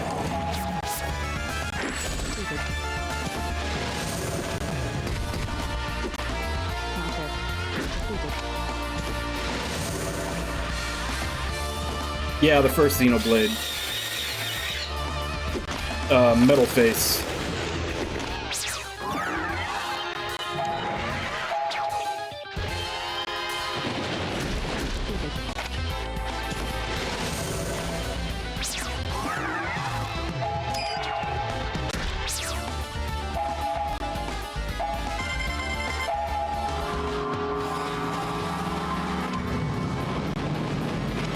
And that was the thing, though. It was even worse, because up until that point, my only complaint with the game up until that point was too many side quests.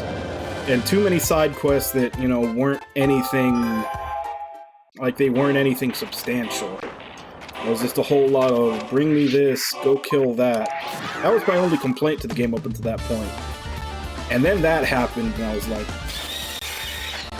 like, that's like lowering your story a letter grade just by doing that to me.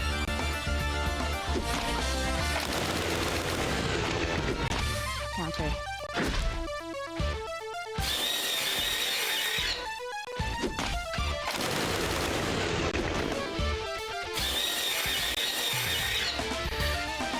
Which, by comparison, because you see stuff like that so often, that's also why when I played Kudelka, and they had that scene where Edward literally just shoots that guy in the face because he tried to kill them. He was like, nope, can't have you doing that again.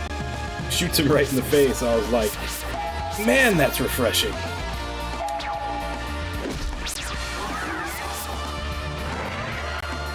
Yeah. And that's a thing, that's not just a thing in anime. That happens in movies, TV, everything. You can have the good guy kill a million faceless grunts, and then he gets to the guy in charge of everything. The guy who literally, you know, okayed and ordered everything to happen that caused you to kill all those grunts on the way to him. And then they're like, nah, it's not worth it.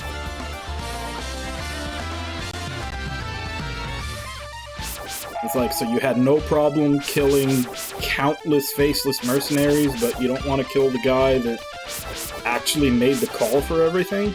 Okay.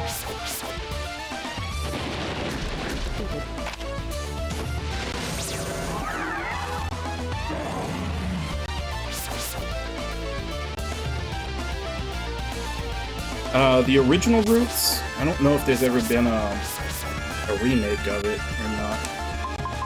But if it was the original Roots, it was... wasn't it LeVar Burton? I think? Yeah. I thought it was... that's what I'm saying. I think it was LeVar Burton.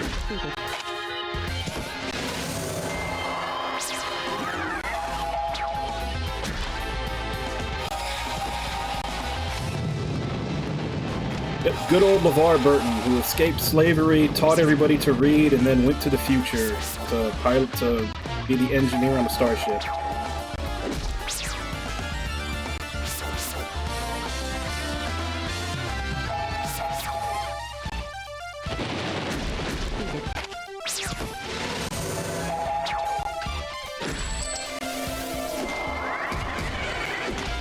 Counter.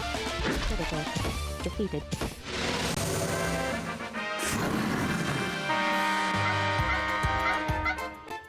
It's that time already, huh? Alright, well, I'm gonna go on my break. I'll be back in 5, and then we'll continue going through this area until we get to the village we're supposed to get to.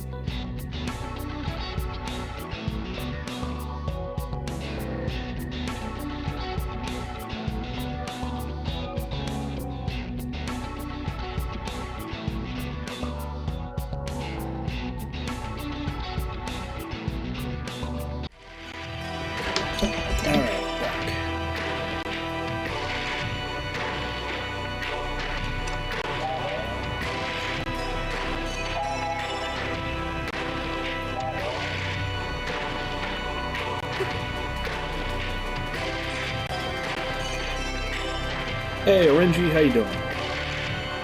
It looks like the moons are really close. Whoa! Many moons! Moonlight! Moonlight! It's moving! Whoa! It is! It's moving! But why?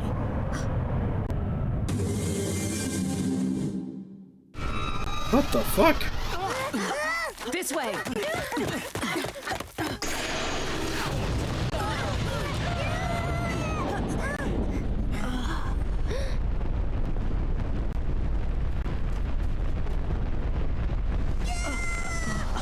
What the heck is going on here? That is no moon. Everyone who said the moon was made of cheese, it's actually made of railgun. Okay. It's just got a little more interesting. Detected. Detected. Lost.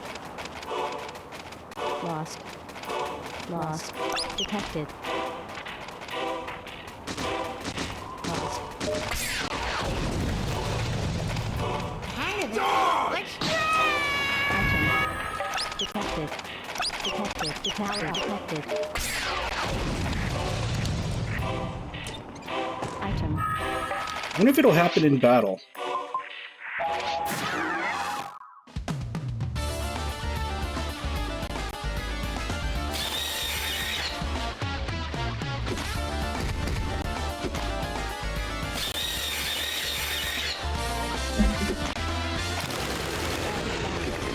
Counter.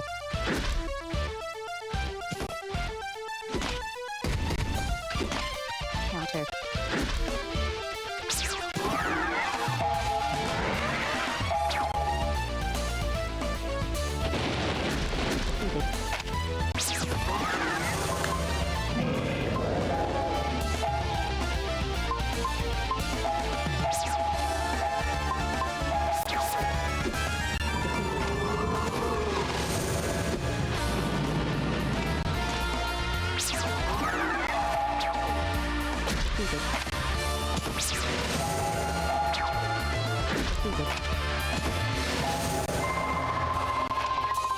Pretty much, yeah.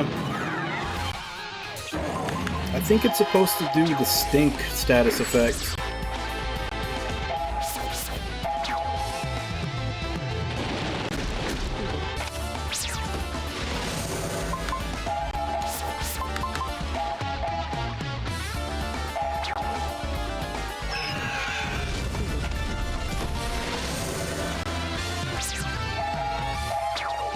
Defeated.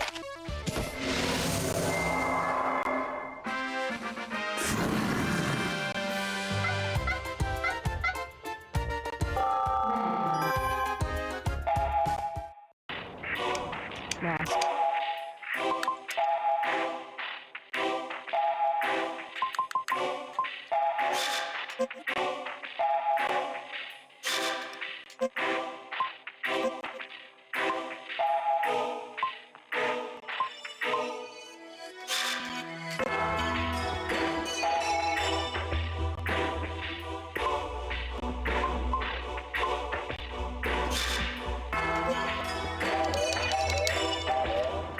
Okay, now we run.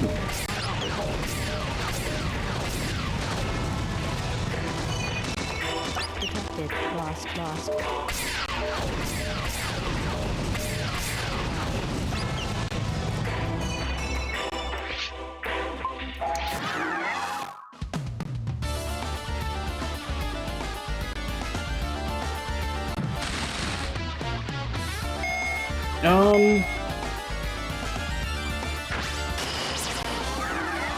Mystery dungeon games are basically just roguelikes, aren't they? I've seen a few here and there, but I think, like, the mystery dungeon, like I think mystery dungeon is the game, and then they just make, like, different ones for different characters.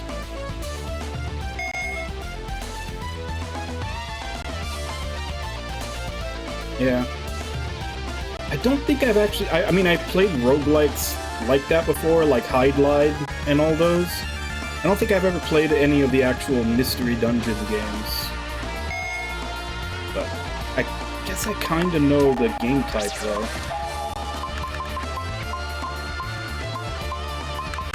It does kind of fall into the roguelike thing with me, where I genuinely like roguelikes, but I can usually only play them for like an hour at a time, like maybe a run or two, and then I'm like the constant failure tends to weigh on me after a bit.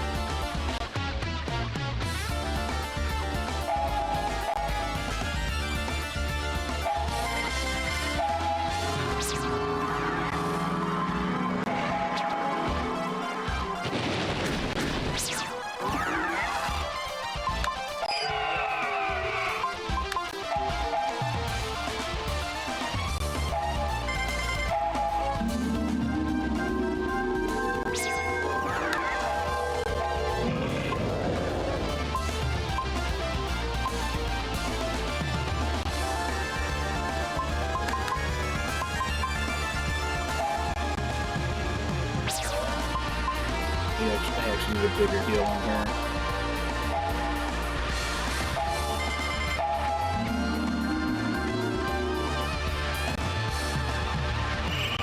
Yeah, so like I own a lot of roguelites. I play roguelites a lot, but I rarely ever like fully complete them. Just because, like I said, like roguelites are basically built in that you're gonna fail a lot. So after a run or two, I'm usually like, you know, I'm done failing for now, and I'll come back to it later.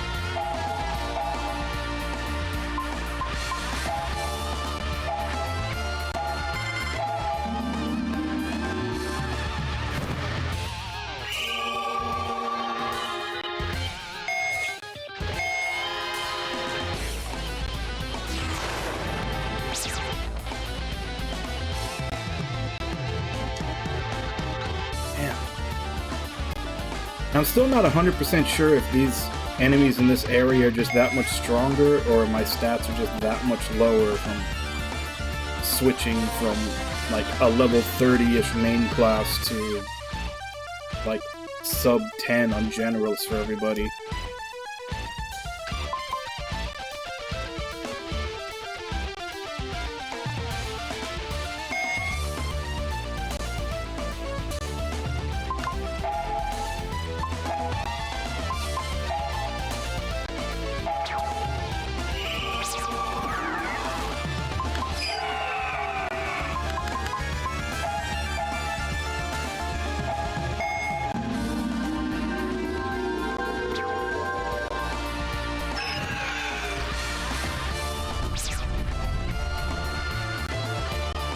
Good decent.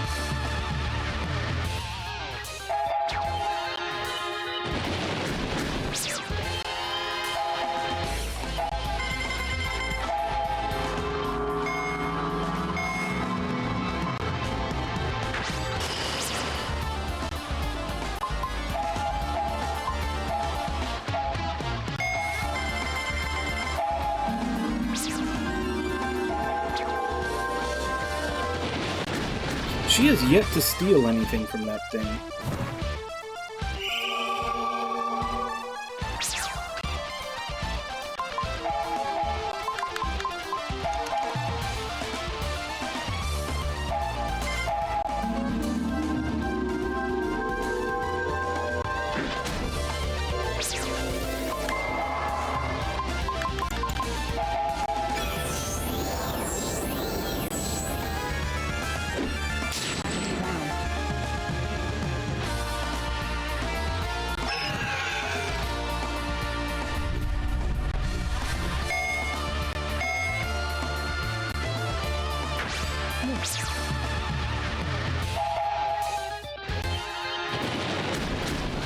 Critical.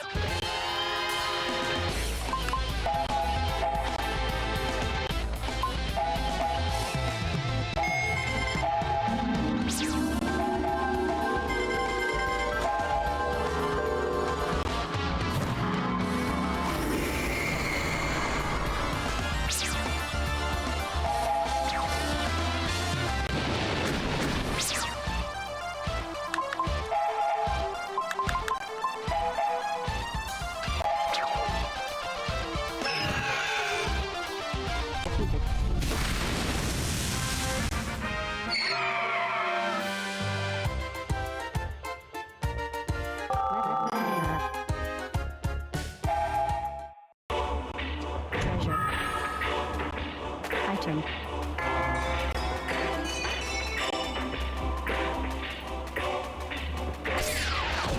I was just about to ask if we're still being targeted.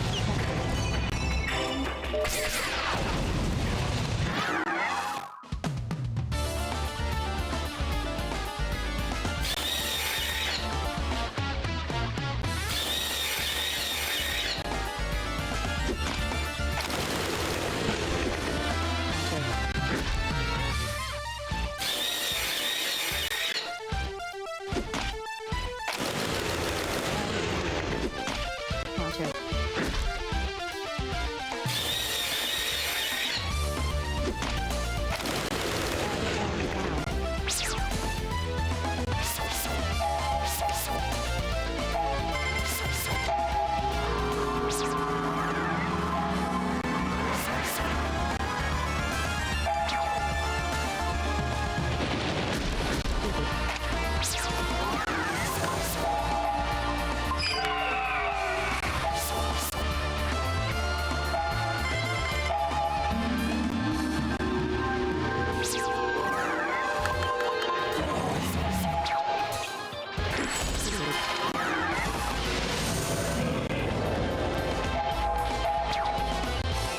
Poison.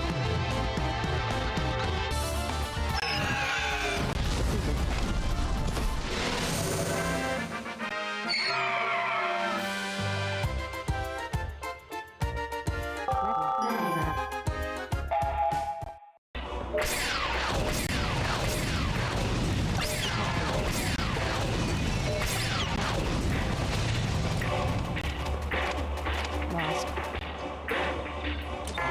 Item.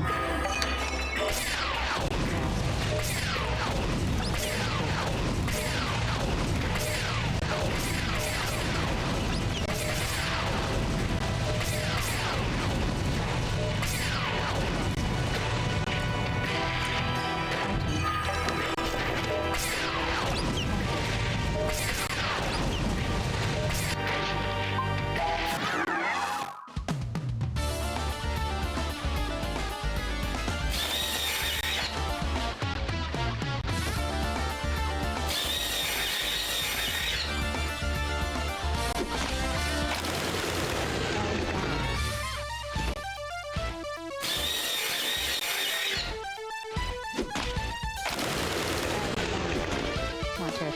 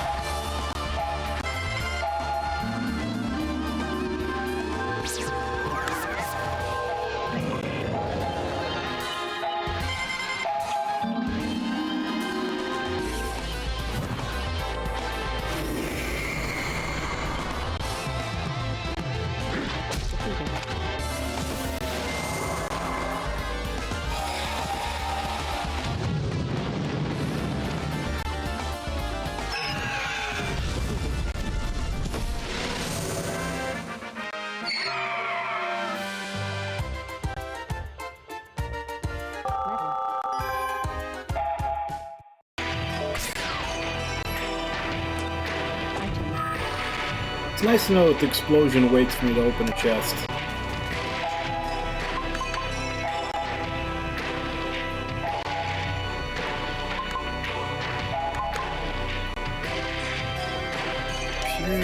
defense.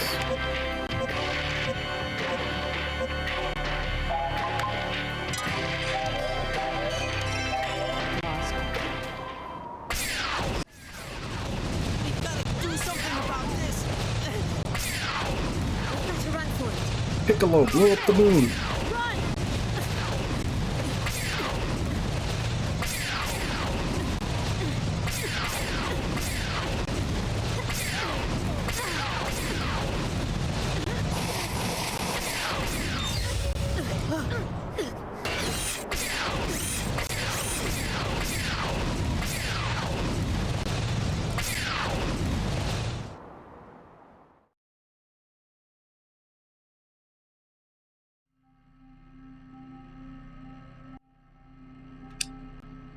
Yeah, so I wasn't sure why this area was called Laser Field when I first came into it, but it's a very fitting name now. Where'd that machine hand go? Who knows? This may be a trap. I think something's here. Huh? What? I can feel it. We're being watched. Who's there? Wait! Join.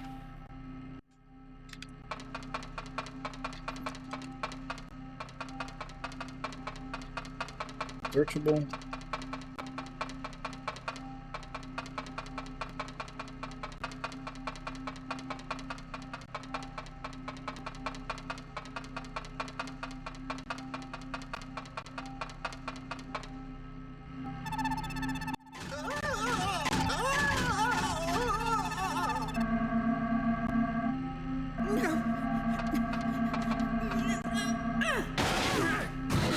I gotcha! All right, who are you? Ow!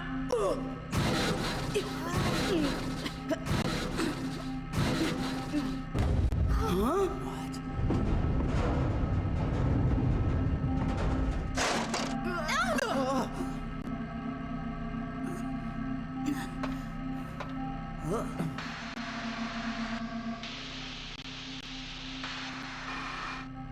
So, it is a trap. I don't know. They're acting kind of strange. Yes, not like enemies. They're frightened. They don't seem like monsters, do they? No.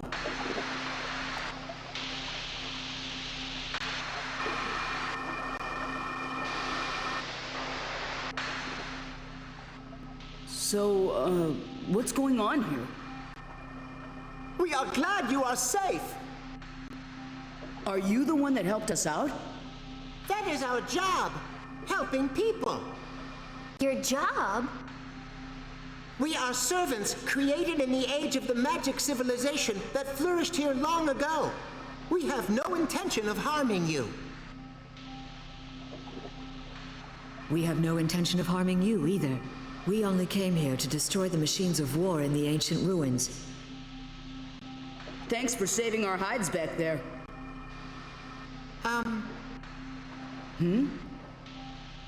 We would like to assist you in any way we can.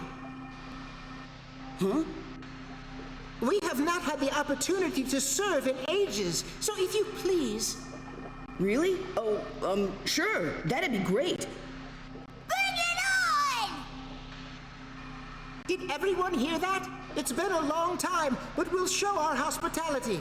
It's time to get to work. Right away, boss! They are very eager to serve you. Your wish is our command. Okay, thanks. Join.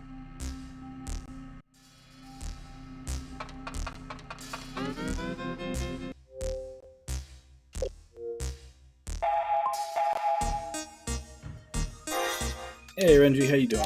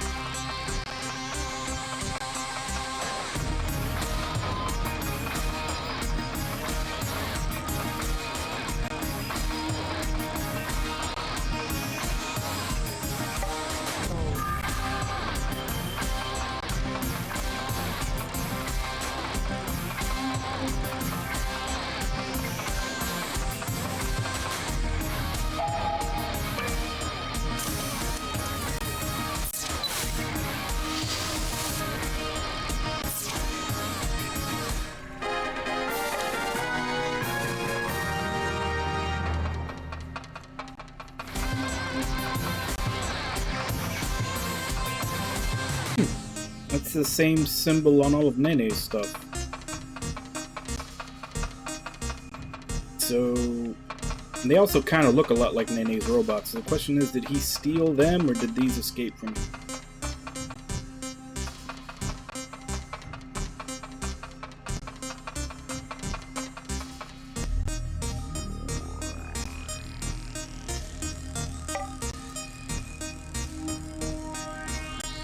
Oh, guess who said anything about not working?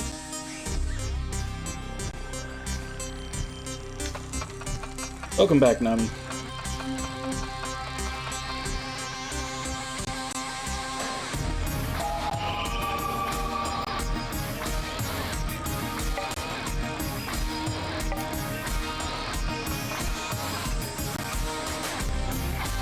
We lost our master of the war. Later today, our new master appears.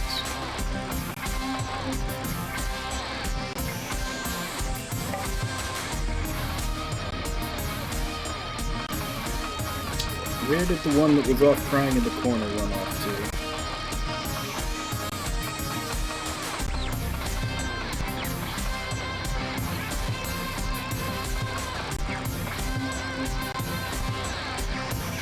Moon is an artificial satellite built by the people of old. Lasers that attacked you were used in war. When they sense magic, they attack blindly like that.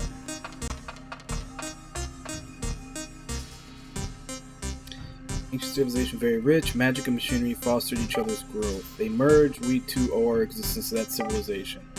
What did that wonderful civilization have to fade away? Machines like us cannot understand. The war was nearing its end, people started to wonder why they had started the war. New weapons were made one after the next for the sole purpose of war. That moon is a product of the situation. Wars continued for the sake of the weapons.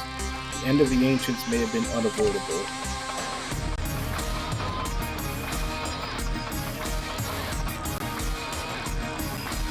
The town of Baroy. With our own hands, we built a replica of one of the ancients' towns. The ancients? Are they still alive? The ancients, our masters, no longer exist due to their many wars.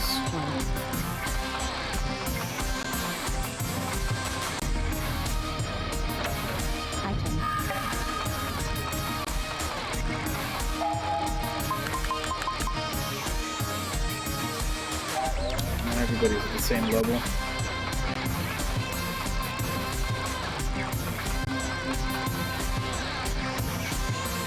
We're all connected that unless someone provides us with orders, our bodies will rust up and will no longer be able to move.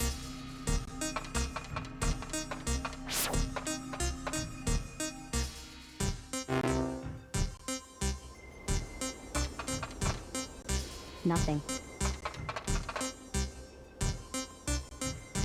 This is a machine for making an automatic purchase. What's that thing over there? Not a salesperson, I guess. Who knows? Join.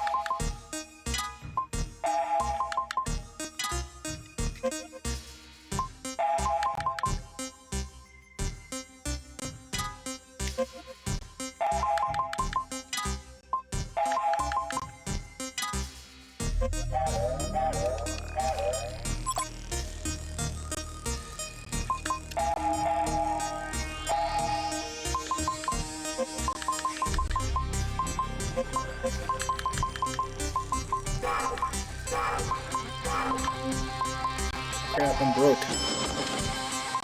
What do I need? Oh, yeah.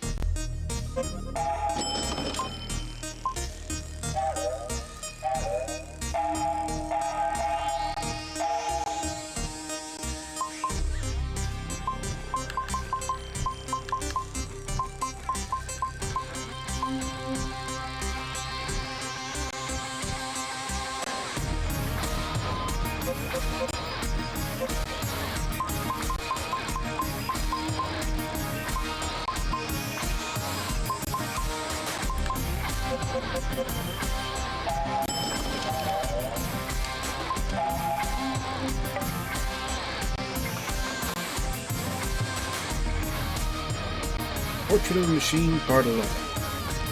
Yes, go right ahead, the doctor responded. What do you hope to gain from this? I told you it's an experiment, mere interest. I think I'd better get moving so you can conduct your experiment, I replied. As I started walking, the doctor said, I almost forgot something very important. You do not yet have a name. That you must get for yourself.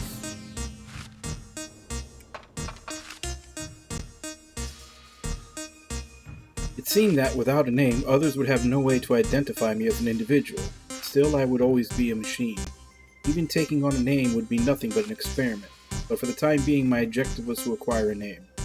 And so the experiment began. I left the doctor's workshop, walking aimlessly until I found myself in a busy part of town.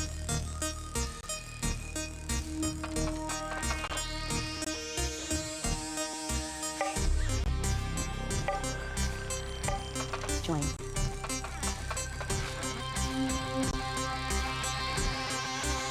The townspeople were shocked when they saw me. Many looked me over from head to toe as they passed by. One young boy came right up to me, stopped, and looked up. I tried talking to him, saying, well, hello there, which I also added a friendly wave for good measure. The young boy was dumbstruck at my sudden greeting.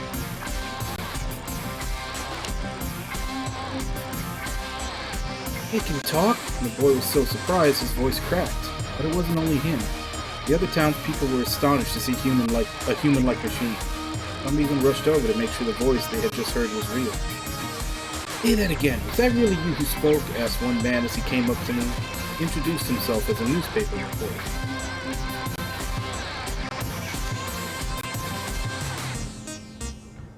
My name's Finch, he said. I'd like to write an article about you. What's your name? Where are you from? Who made you? What are you doing here? I have no name. I came from Dr. Zayed's workshop. Dr. Zayed made me. As for what I am doing here, well, I am answering your questions, I suppose. After I answered him, he took out a notepad and started writing down what I had said.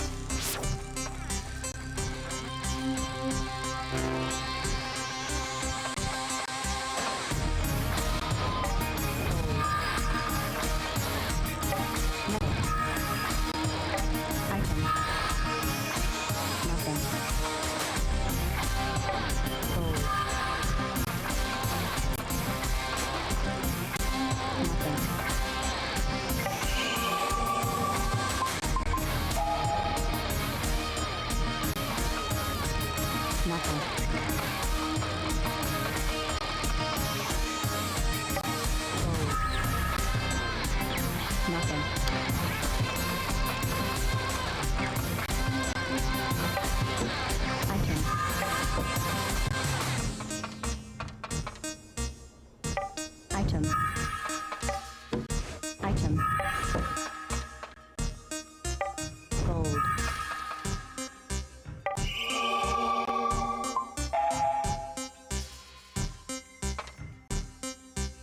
Metal.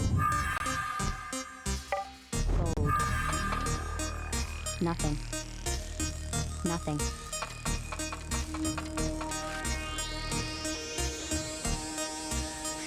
No name, as said Finch. He scratched the tip of his nose with his pen. What should I call you? He asked, repeating the same motion. I responded, you give me a name. Me? Said Finch as he carefully studied my face. That's when I came to understand what the doctor had said. I was able to interact with Finch in a normal manner because I had a human-like face.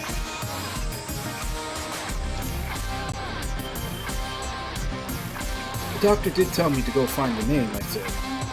Seems I'm part of an experiment to see if a machine like me can develop its own character. Character, really? Said Finch with a laugh. He's an interesting one, this Dr. Rose. Dr. Zayed, does it? A machine with its own character. Come on. The only reason you can talk is because you're programmed to do so.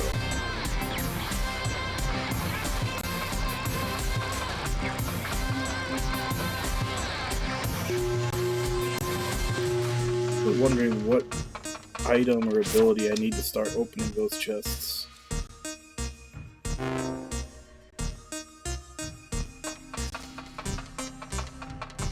That's a general store. So this is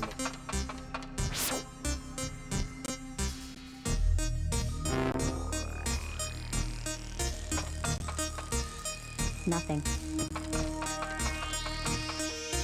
Nothing. Gold. Gold. Item. Item. Nothing. Gold.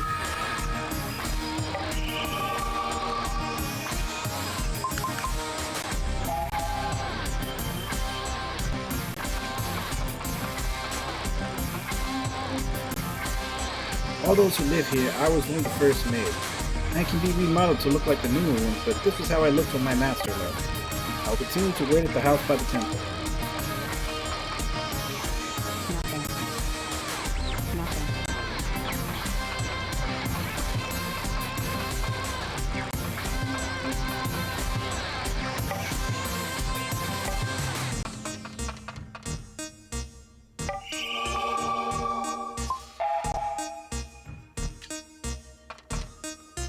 Nothing.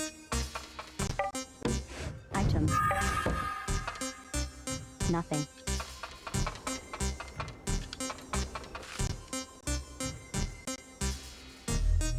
According to Finch, even my ability to respond to questions was merely a result of a program installed in my body.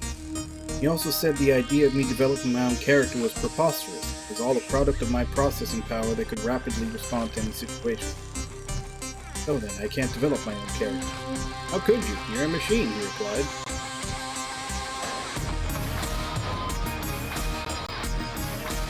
I couldn't hide my confusion at his assertion. It meant the experiment was meaningless. Those who had gathered around agreed with Finch, and then talked on and on about how I was merely a machine. I understood everything they said. Some even called me a tool. That's when a strange sensation suddenly welled up inside me. I wondered what it could possibly be. That sensation would be Robot Smash.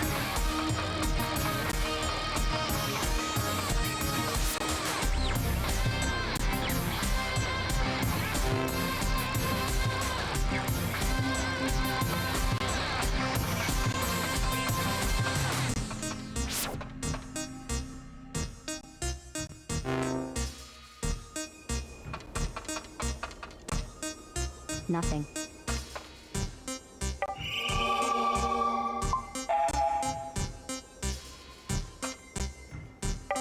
Gold. Nothing. Item. Nothing. Nothing. Gold.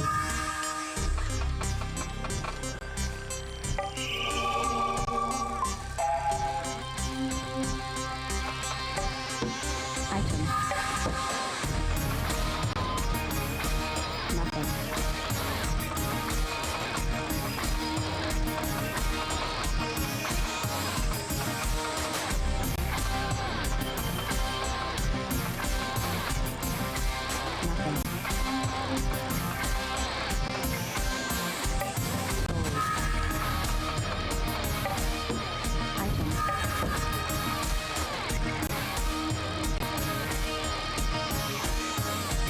A command flew from my brain to my four limbs, causing an electrical signal to course through my body. I shouted, "I am not a tool!" My body suddenly felt agile and strong. Lost in the feeling, I slammed my fist down on the flagstone at my feet. There was a tremendous boom and the ground began to split open. People cried in fear. Impact opened cracks in nearby buildings. The feeling was Robot Smash. Our factory and the town temple's basement are guarded by sealed machines in order to prevent any abuse of technology. That is what I heard from my master. And I've heard there was a factory far to the north where auroras were made. Our masters once enjoyed the auroras like we do fireworks today.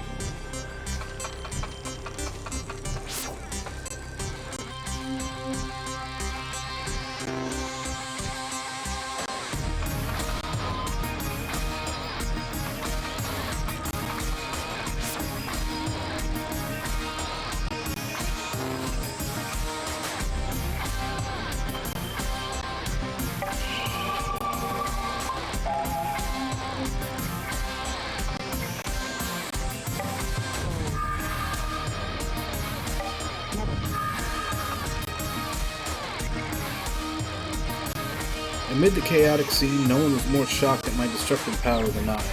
Newfound power confused me. Perhaps this showed I really was a tool. Some people, angry about the damage to the buildings, pressed toward me. One even threw rocks, shouting, "You're a monster." I couldn't believe it. Me? A monster? When I turned to look at him, he drew back in fear. Item. Gold. Nothing. Item. Gold.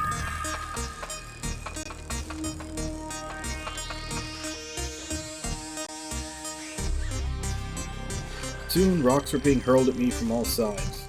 No way to assuage the anger of those homes who were damaged. I had no choice but to flee. I tried to make my way back to the workshop without being seen, but a crowd had already gathered there. I realized the reporter Finch was at the center of the crowd. I decided it would be best for me to keep my distance. It's sounding more and more like a robot version of Frankenstein.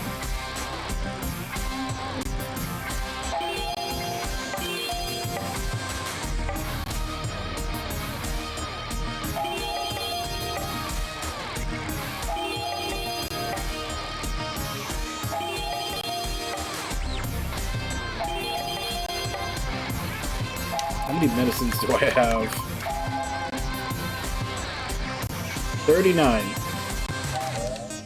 Could upgrade them all, but I'd be here for a while. Nothing.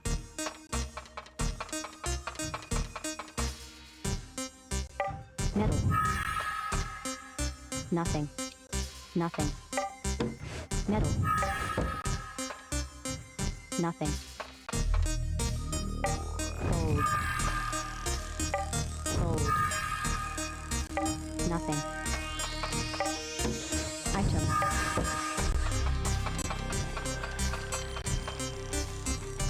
Nothing.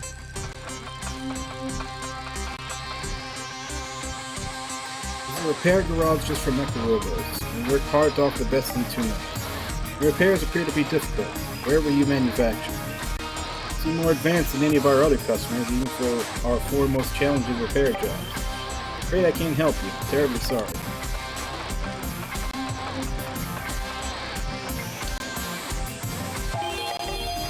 Would it be untrue to say that they were manufactured in D's nuts?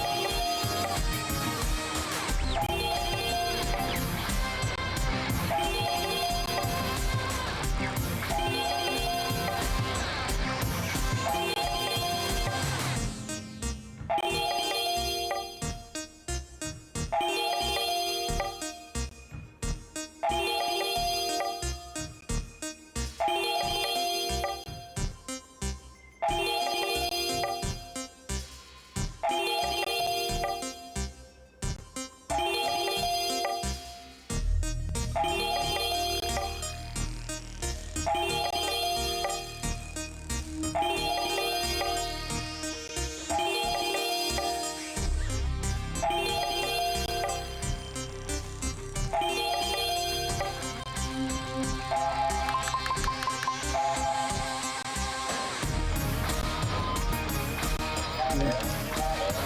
That's good enough for now.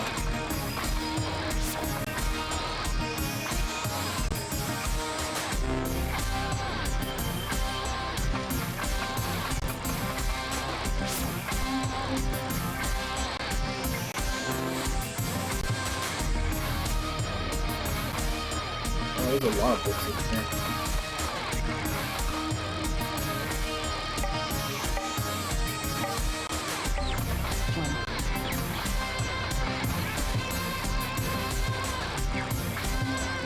Wandered aimlessly all day and all night, the entire time thinking what this whole experiment was for and why I was here. If it is indeed an environment that forms character, wondered what was to become of the extreme distrust I had for the doctor and the dread I felt towards humans. Those two feelings had triggered aggressive behavior. It seemed the environment really was changing me.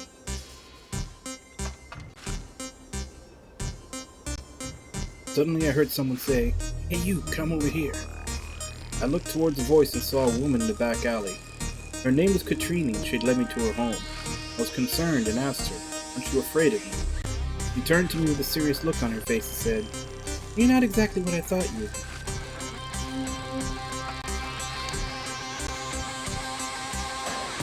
Puzzled as to what she wanted, so she showed me a newspaper containing an article about me. It must have been the article Finch said he was going to write.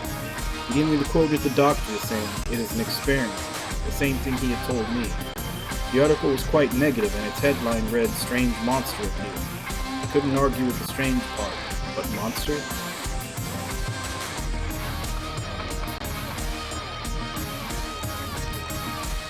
The article included an etching that looked somewhat like me. It also showed cracks in nearby buildings from my punch that smashed the flagstone. It seemed Katrina became interested in me after seeing the article. I looked around and noticed the room was filled with half-finished paintings. They were all portraits. "As you can see, I'm a painter," she said.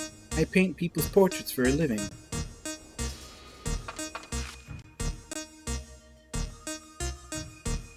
When I heard about a human-like machine, I just had to paint it. I could tell what sort of life a person has lived from their face. Katrina looked at me with a serious expression as she said this. But I haven't really lived. I'm like a newborn baby, just like the doctor said. A baby, you say? Now that sounds quite interesting."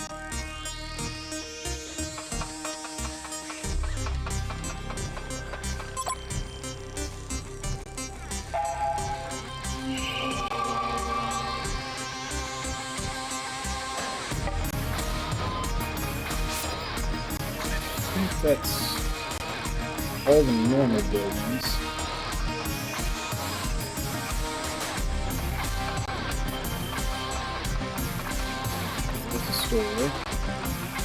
So we've just got that temple-looking place in the back, and then this one with their guard.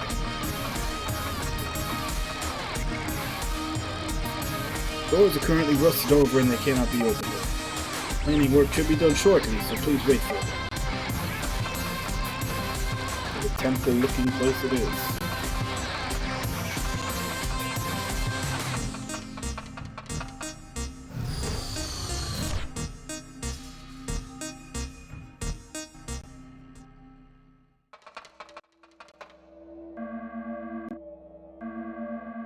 I must apologize for earlier. Huh? It was I who guided you underground. Oh, so that was you. Thanks for that. You can call me Shu. What's your name? I am called 61. 61? Do all of you go by numbers here? Yes. They're machines, so naming by numbers would be more efficient. Yeah, but we're all friends now. 61 is kinda, I am very sorry. Hey, buddy, you don't have to be so stiff around us. Please forgive me. It must be because of this metal armor I have. That's not exactly what I meant. I know. What if I give you a name? Not allowed. Master would be angry with me. Did you say master? Who is this master you speak of? Master is right over there. Join.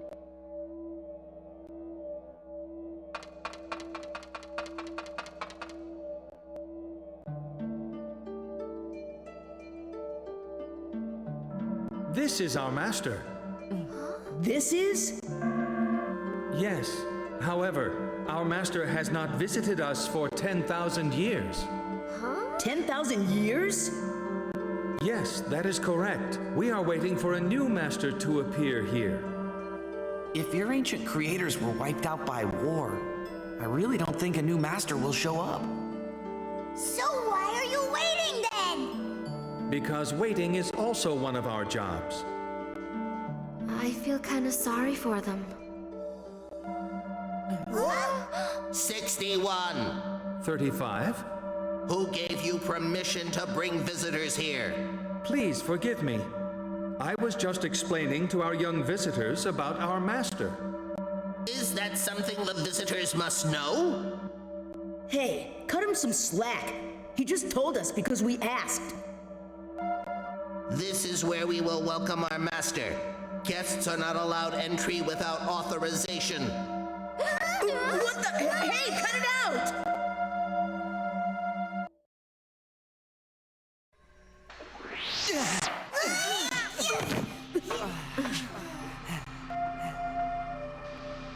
If you are guests, then act like guests and leave everything to us.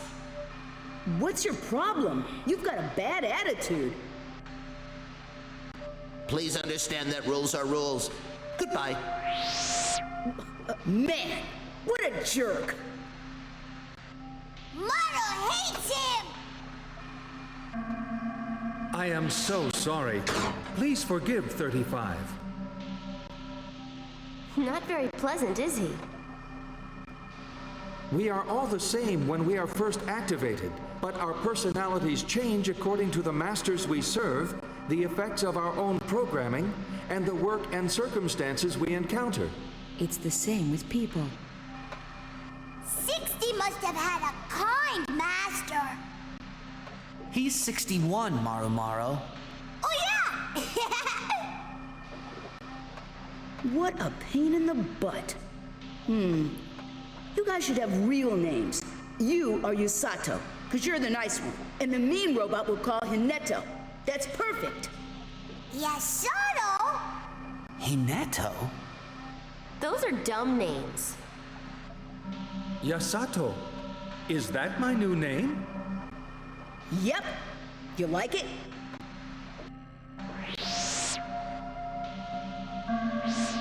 '61. Why aren't you performing your duties? Please forgive me, 35. Hey, Hineto! What was that? You're Hineto from now on. Sir, I do not understand what that means. It's your name. Your name. You are incorrect. I am 35. No other name is necessary. You know something? You really are a jerk. If you push me too far, I will throw you back outside into the moon lasers. Please don't, Hineto. Did you just call me Hineto? I did. Isn't it a wonderful thing to have a real name of your very own? I'm going to report this to one. Oh, that little snitch. Is that all right? It doesn't matter. I think it would be really wonderful if all of you were my new masters. I don't like the sound of the word master. Friend sounds much better. It does. Yeah, having a mechanical friend is really cool. Mara, tell everybody back in the village. Thank you very much.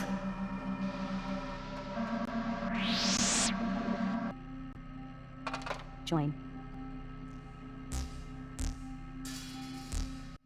Okay. So we've been here all of 5 minutes, and we're already breaking down workplace politics.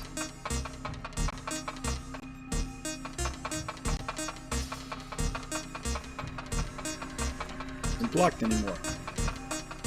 Let's go cause more trouble.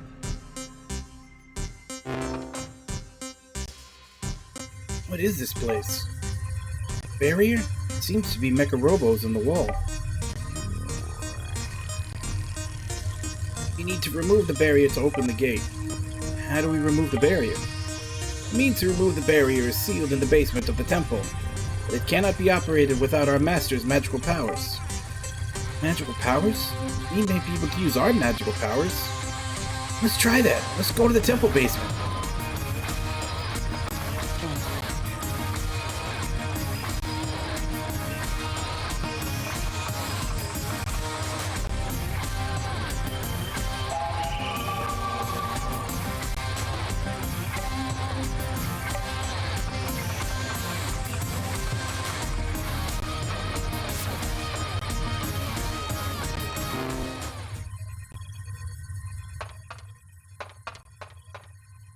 Nothing.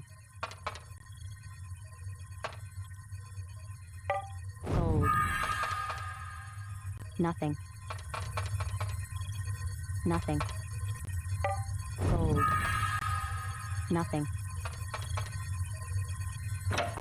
Item. Metal. Nothing.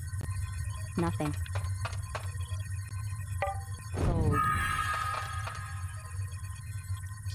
Now removing the rust. Warning, chemicals are poisonous to living creatures.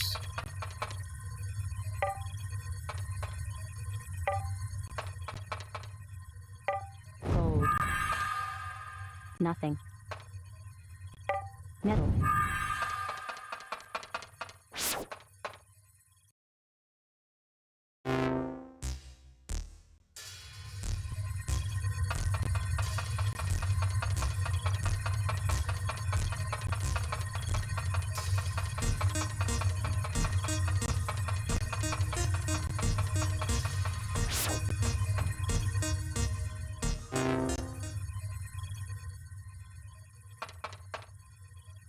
Cold. Nothing. Nothing. Cold. Nothing. Nothing. Cold. Nothing.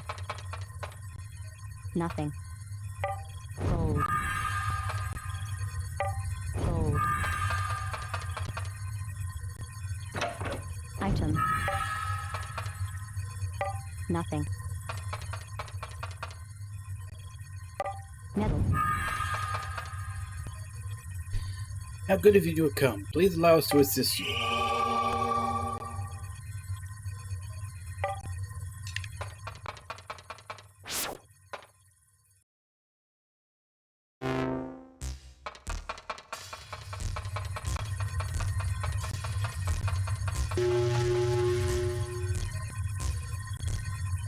Work in this tool shop, but I've been shut in here for 10,000 years. It's too bad I can't get out of here. Otherwise, I could sell such wonderful goods. Can't you get out through that door? One could pass through here and reach the far north without getting hit by lasers. I cannot leave this place without orders from my master. Join.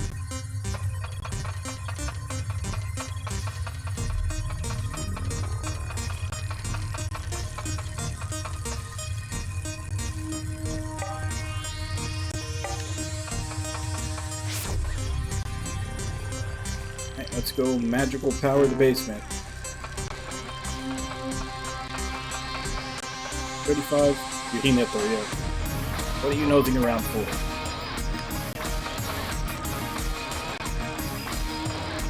Ooh, 99. Finish restoring the doors, you can now pass through. Kind of works good.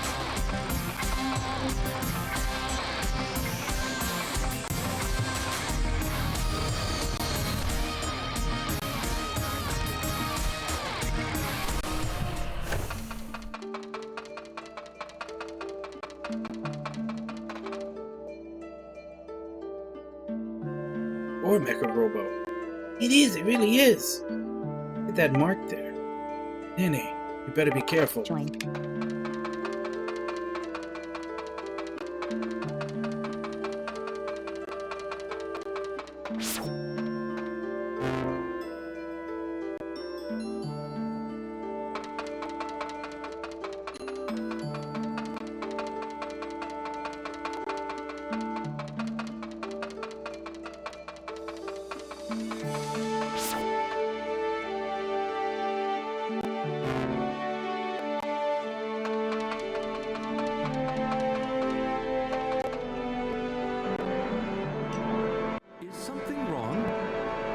there's nothing wrong exactly, but we heard there's a way to deactivate the gate barrier here. Yes, that is correct. And if you pass through, you can head north without worrying about the moon lasers. Well, actually, we do have to head north. Understood. I will show you.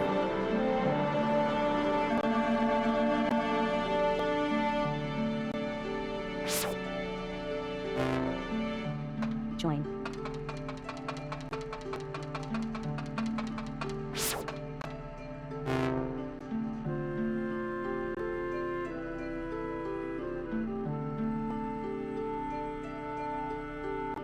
Checkpoint. Oh, checkpoint. Sounds like a boss fight.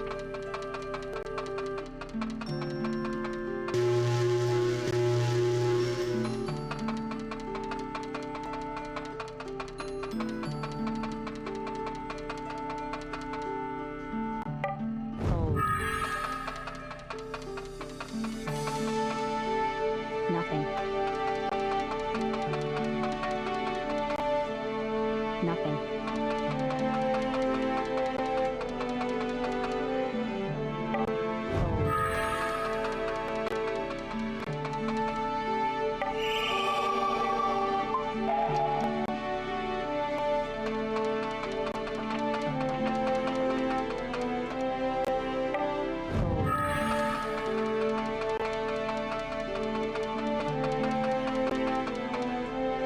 Nothing.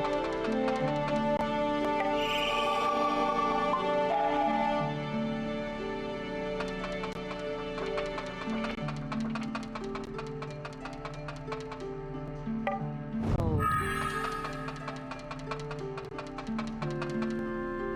Nothing.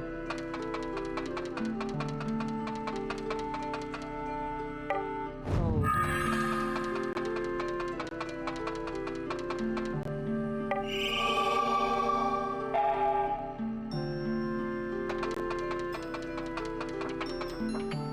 Nothing.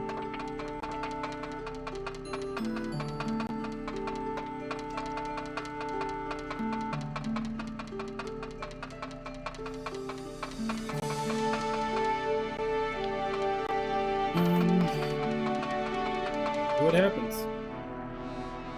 Here is the gate controller. But I heard only the master can operate it. Let's give it a try. Look out. Something's coming. Huh?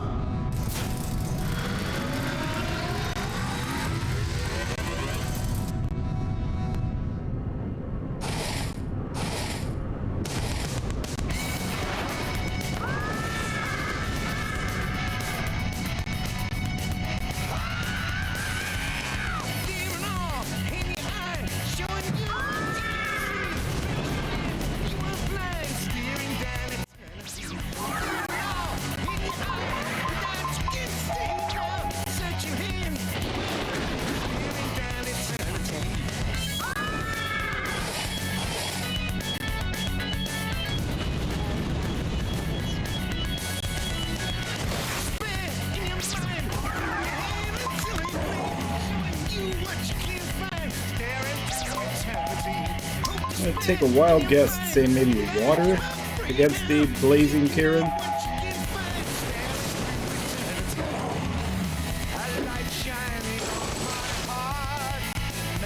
It actually didn't do much.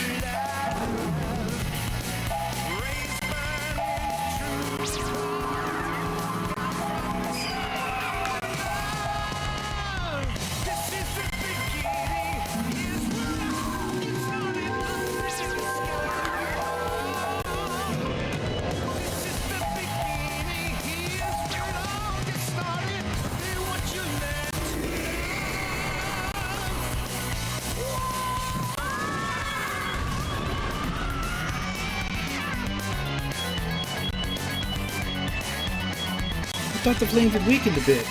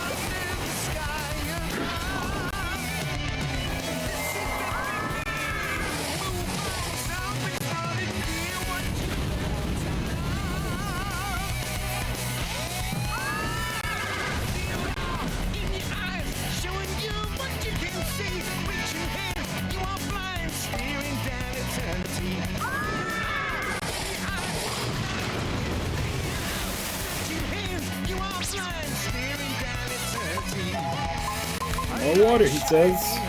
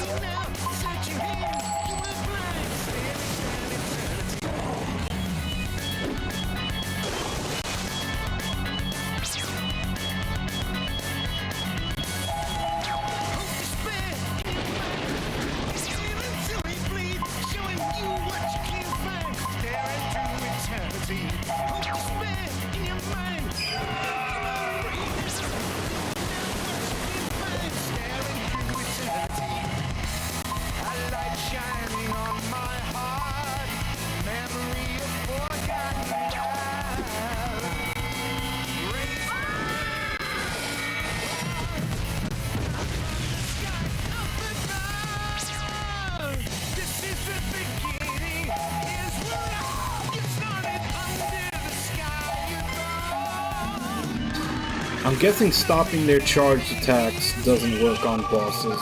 I've tried it twice now on 2 different ones and it just says guard.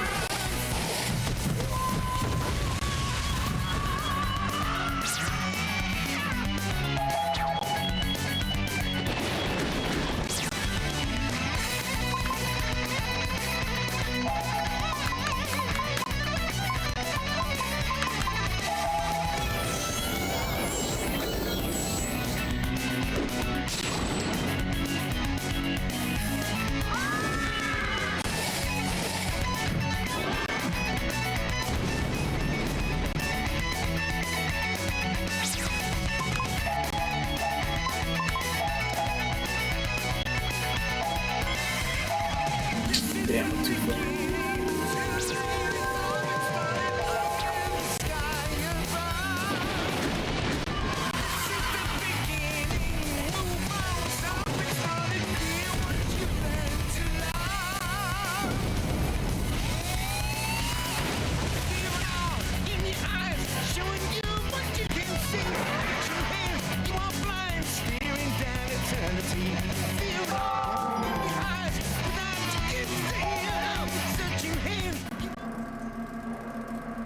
That?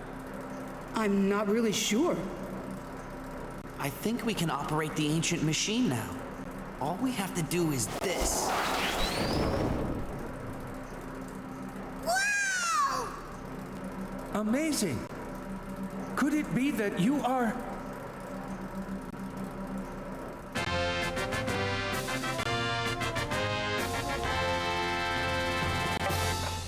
Join. Okay, so it looks like we can take down blue barriers now. Now comes the part where I realize that I don't remember all the places that had blue barriers.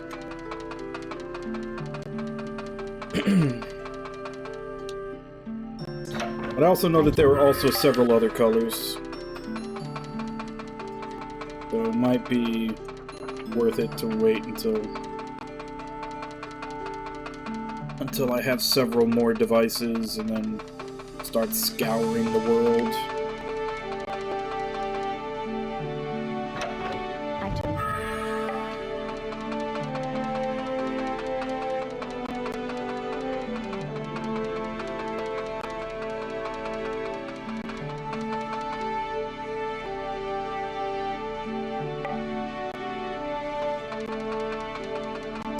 I think there was one blue box in one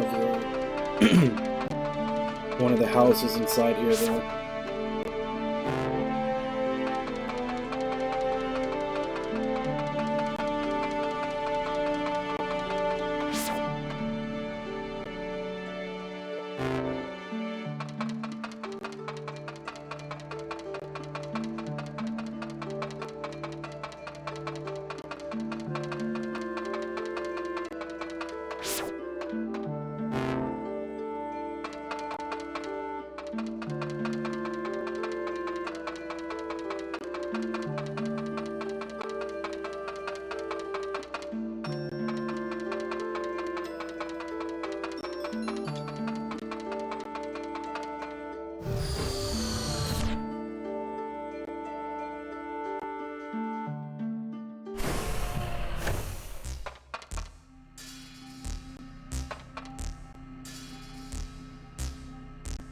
What happened in the temple contradicts my previous assumptions. One day you will face consequences for such illogical behavior.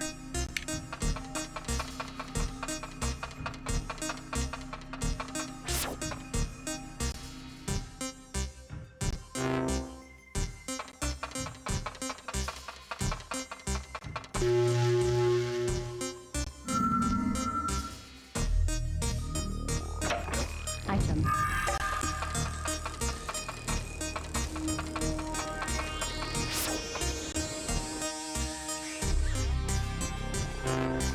I think that was the one.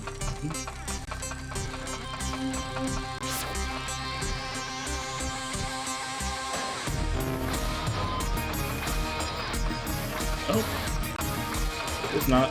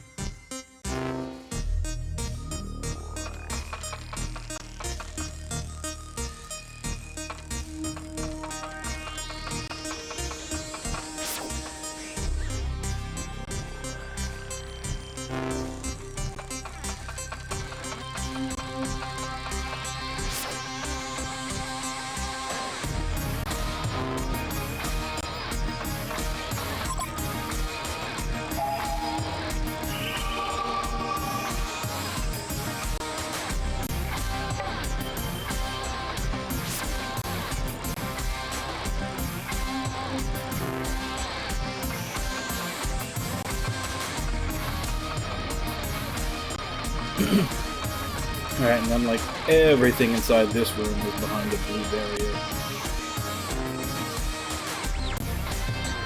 No barrier here, it's completely gone. We can now get rid of blue barriers whenever we want.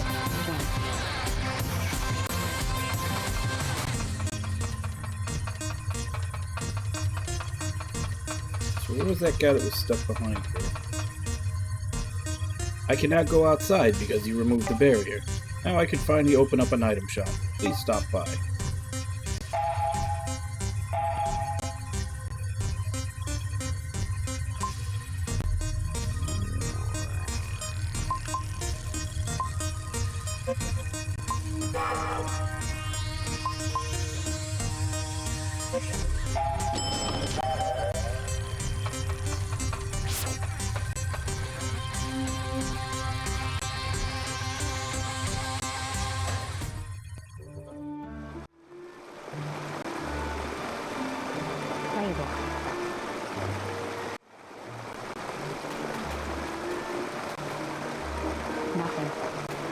Back to kicking rocks.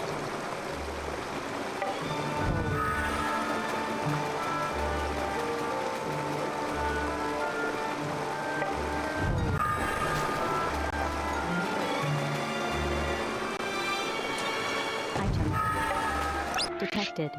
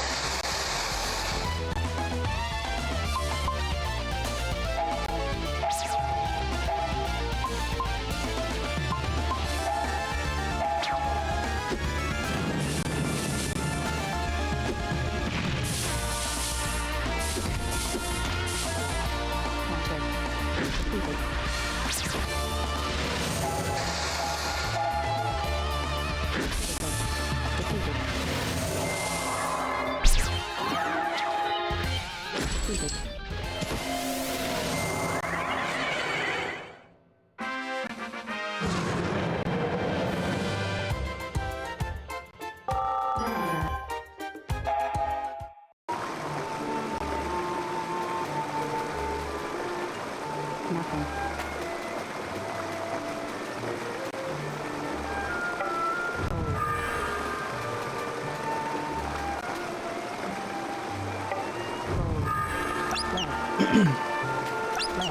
So I wonder if these things continued to appear in Mistwalker games. Because these things, the Kellolons, they were in Lost Odyssey. Obviously this game came first, but that's 2 Mistwalker games I've played so far that have had this enemy type. So I wonder if that was something they kept in all their games.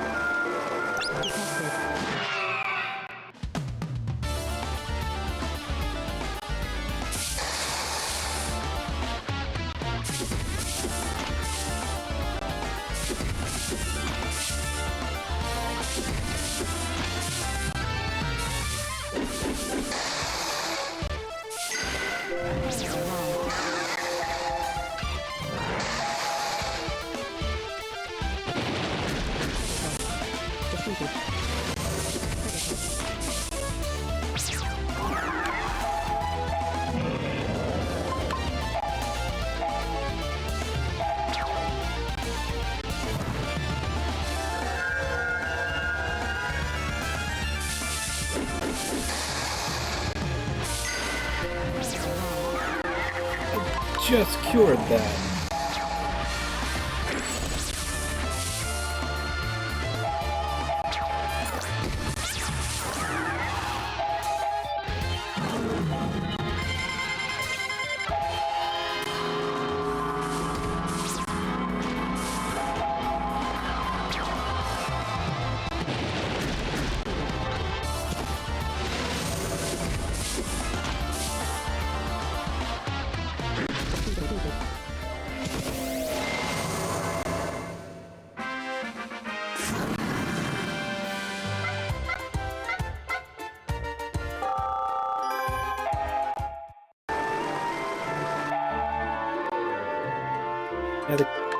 Yeah, fighting the Kellalons seemed to be slightly more SP than normal.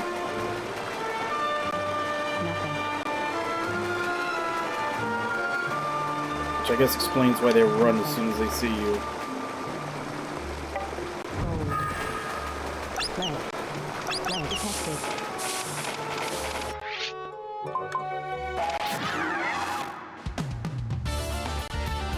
This is like last time. Last time I fought two of them, I ended up with 10 SP. But considering most fights give 4 or 5, it's pretty good.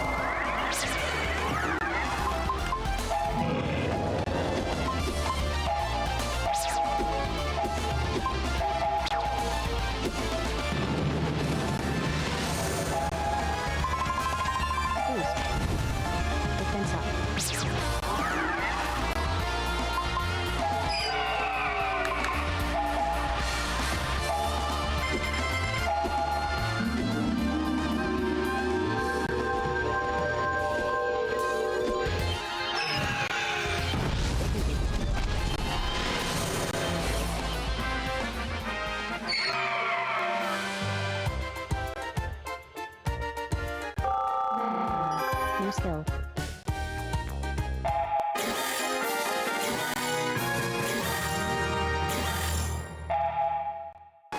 Treasure. Item. Item.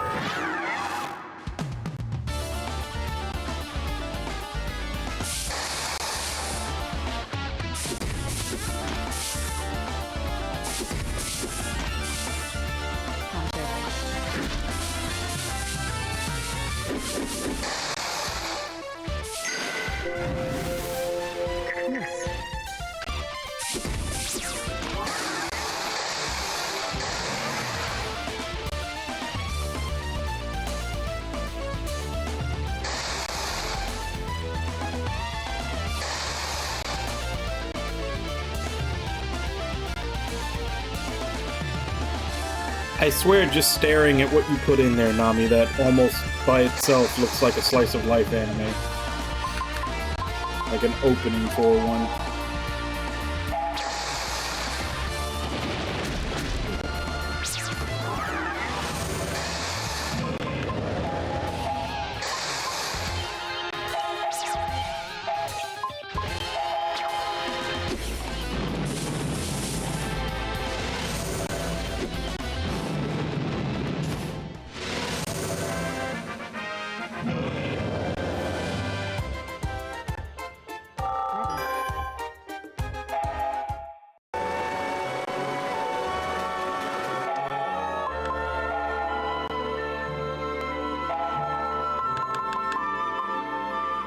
Oh, damn.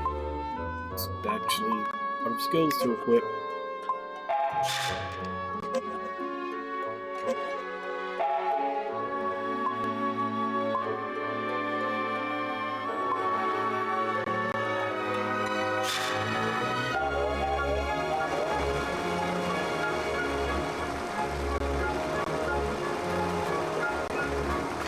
Yeah, definitely so far from the ones that I've seen, it looks like Monk and Assassin get most of the skills. There's still a few other that I haven't tried yet, like Guardian and then Barrier and Support Mage. Counter.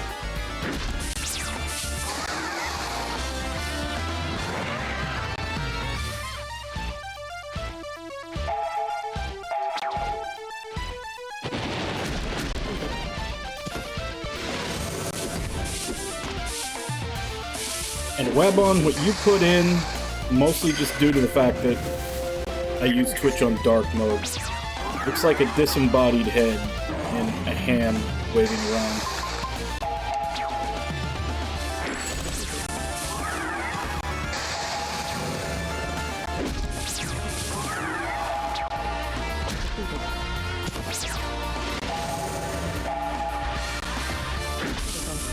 Defeated.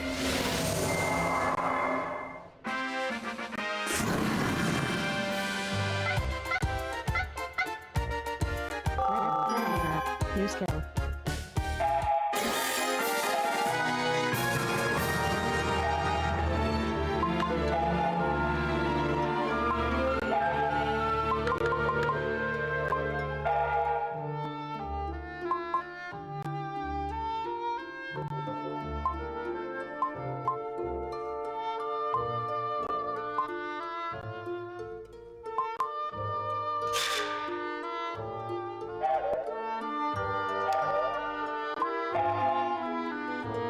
Which jabs have I not tried out?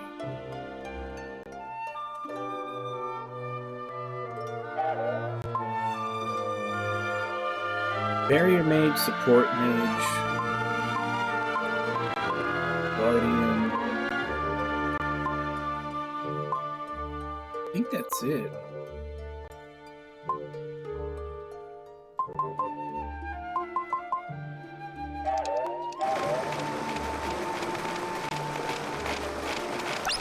Ledge.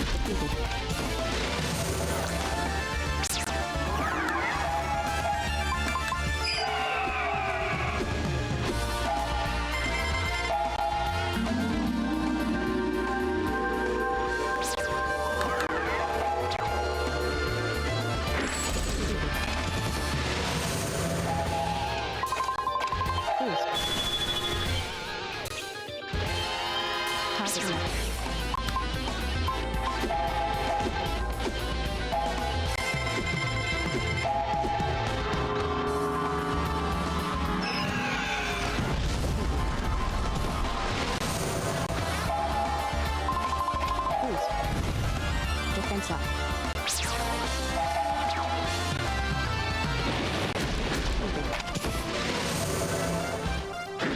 Defeated.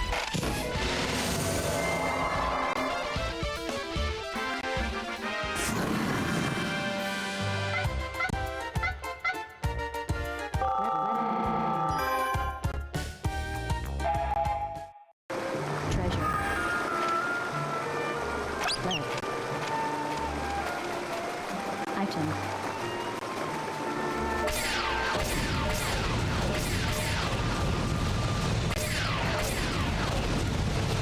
So much for being able to make it without having to worry about the lasers.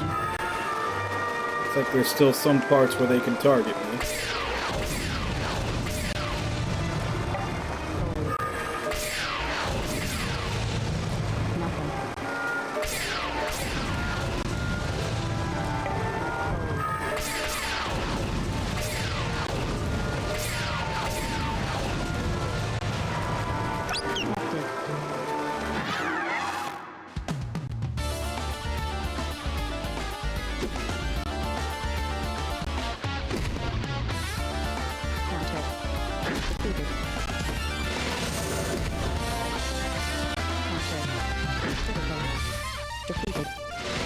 I don't know, keep attacking Maru Maru.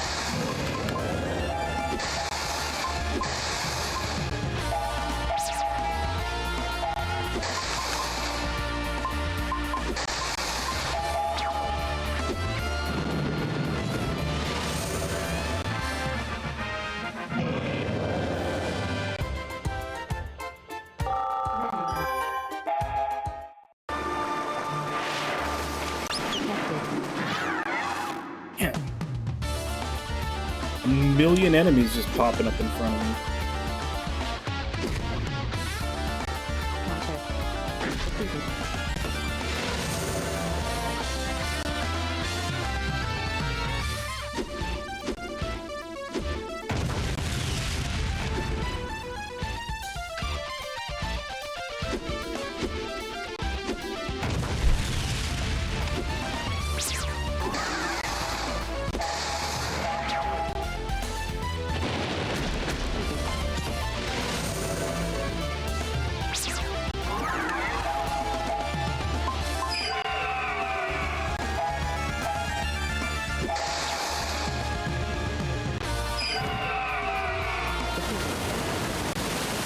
Okay. I was expecting them to resist or maybe even be immune to it.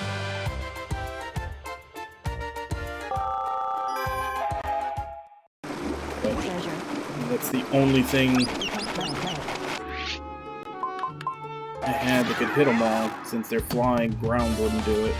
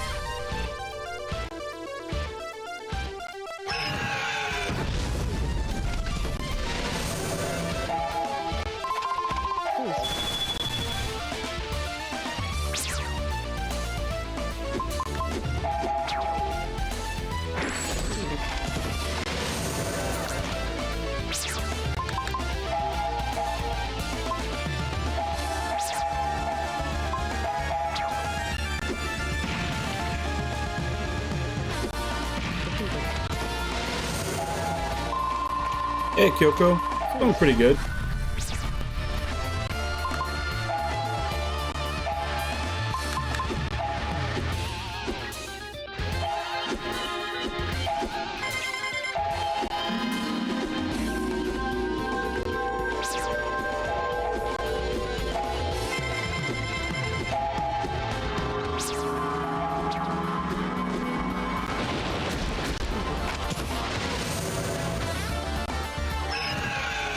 Yep, perfect pH. Lots of food. Just floating around.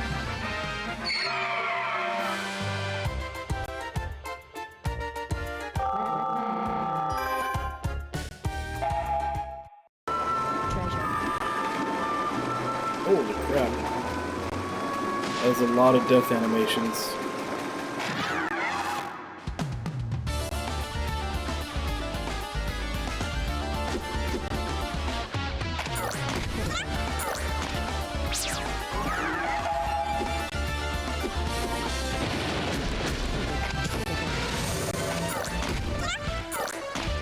Counter. Defeated.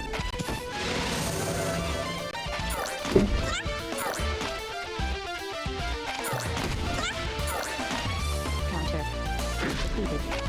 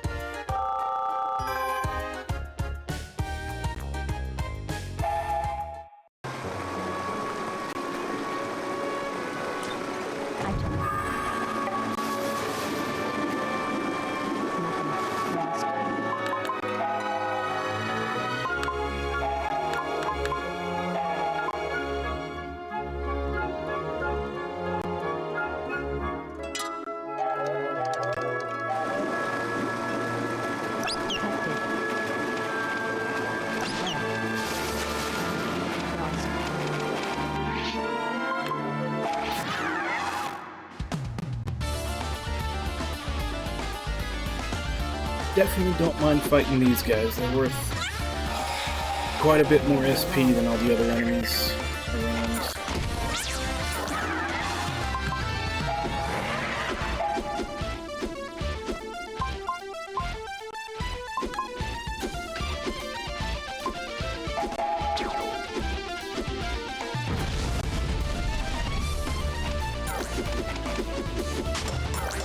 Guess I should have used the next one up. Looks like it's not strong enough to kill them unless Jiro does it, since he's got the skill to increase items.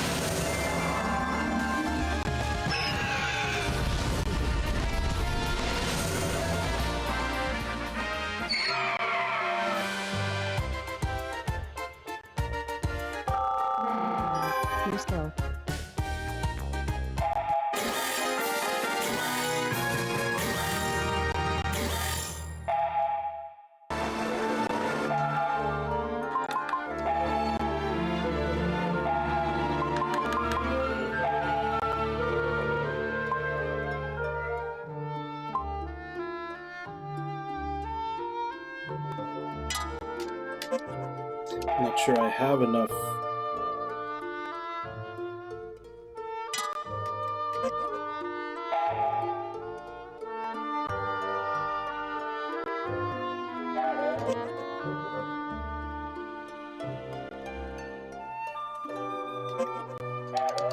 Don't want to put the dog collar on it. What?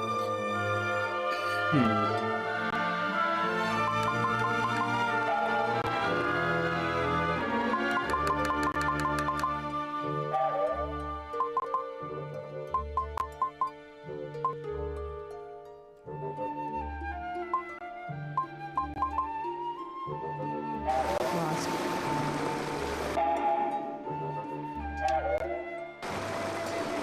Honestly, don't even know what the stink status effect does. It doesn't look like there's a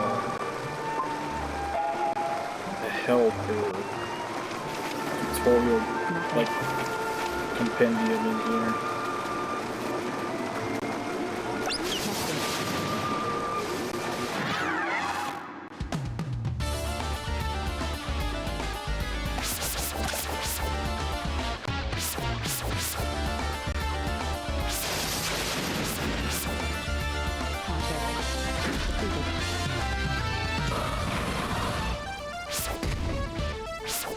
Go ahead, keep hitting him. He's got a 100% chance to counterattack.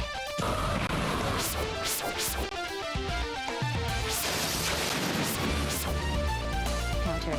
Defeated.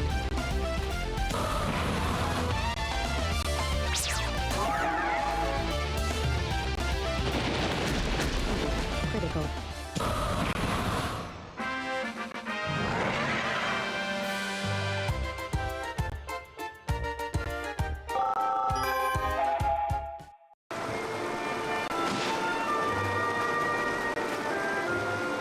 Item. Nothing. Detected. Lost. Lost.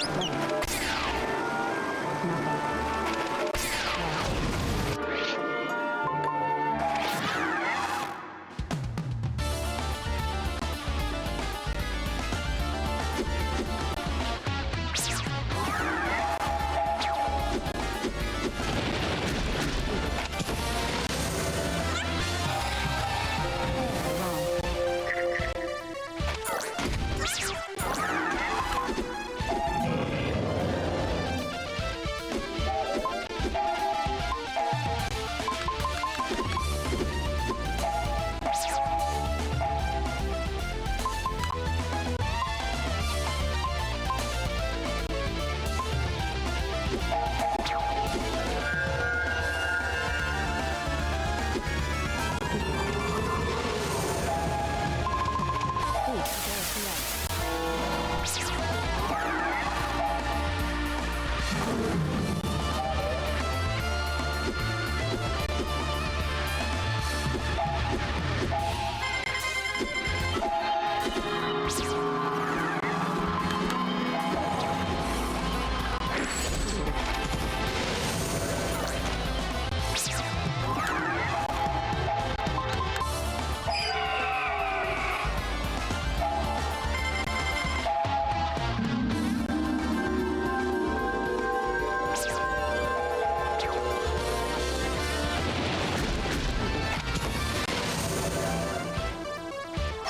Nothing.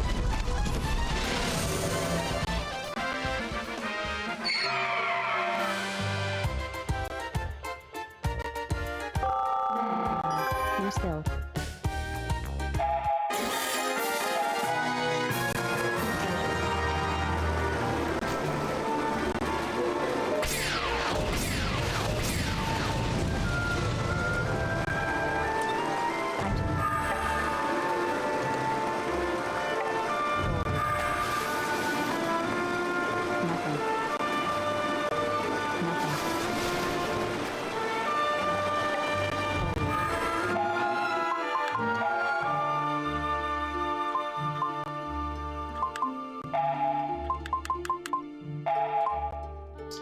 Earth-resistant powers prevents the petrify state. Put those in.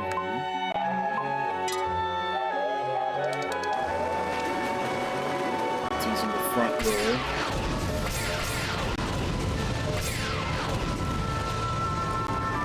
Item lost. Red. Detected. Red. Lost. Detected.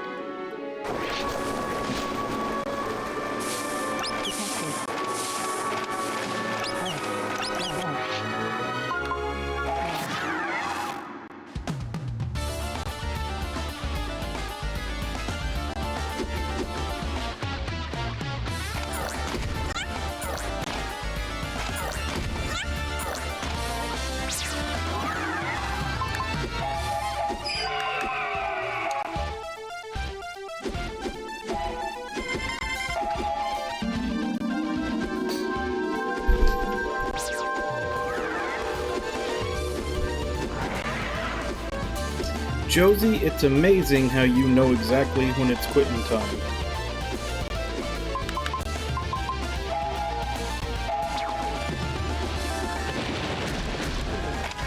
I gotta find my way to a save point first.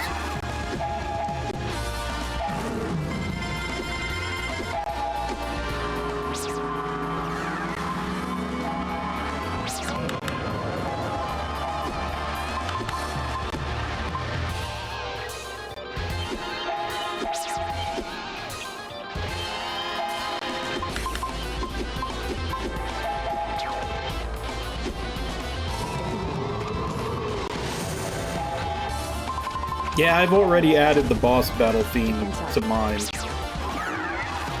But I do need to go through and add some more. Like that robot town was another good one.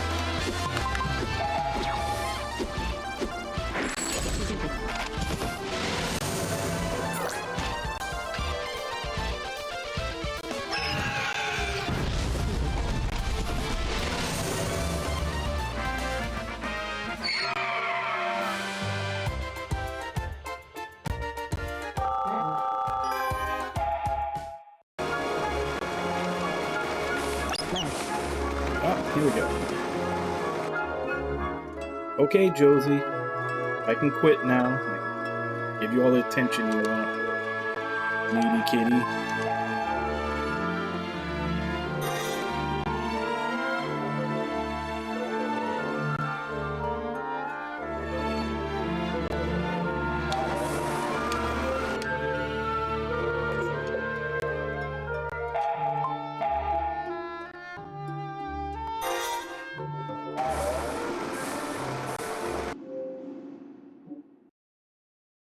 Alright.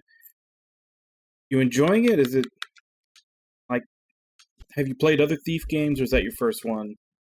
Basically just wondering how it compares to the other ones.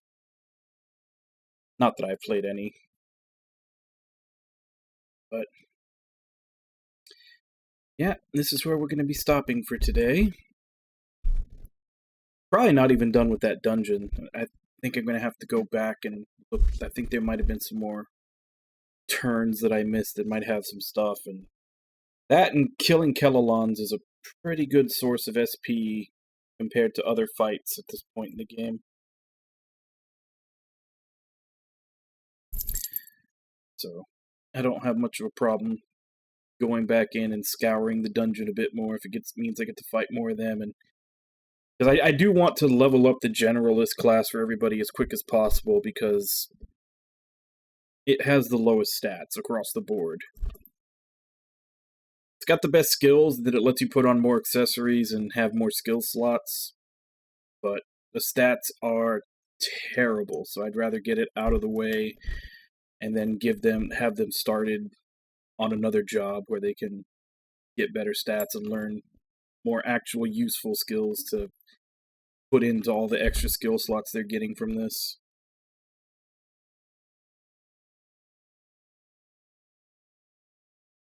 So I'm guessing you spaced those 5 playthroughs out quite a bit, because I would assume if you played it 5 times, you know, fairly close together, you'd probably know it like the back of your hand.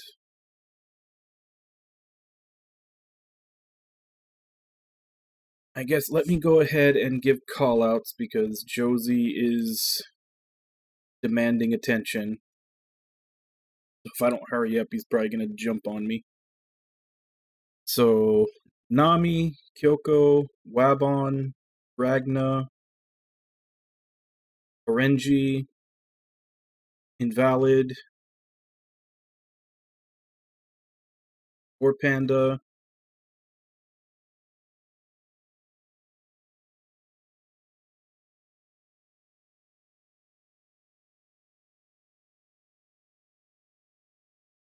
Cappy, Kaz, Alec, as far back as the chat log goes. Anybody else here?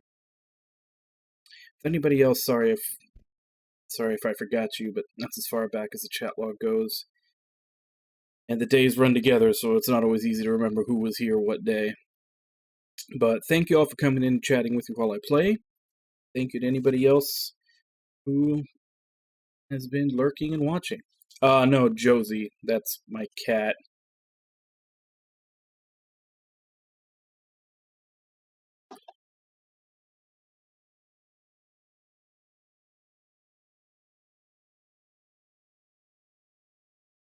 He somehow has, like, an internal clock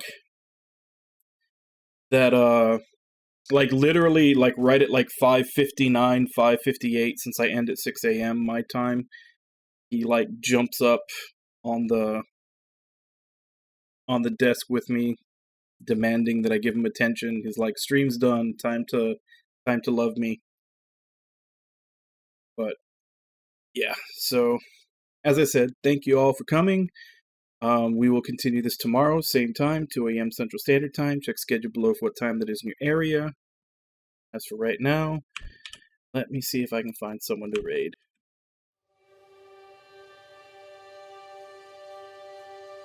Well, he gets treats after I'm done streaming. That's one of the reasons why he, like he gets treats, and I usually have to, like, hold him and pet him for a little while right after I finish streaming. So he looks forward to both of those things as soon as I'm done.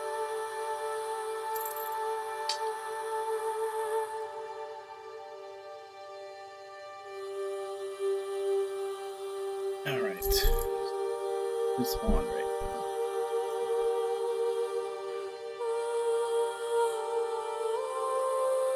Every once in a while he gets even more impatient and demands attention when I'm still streaming.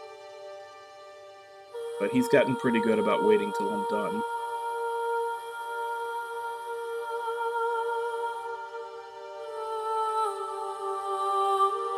There's not really too many people on. Guess we'll go ahead and raid Key. Looks like he's playing Caligula Effect 2.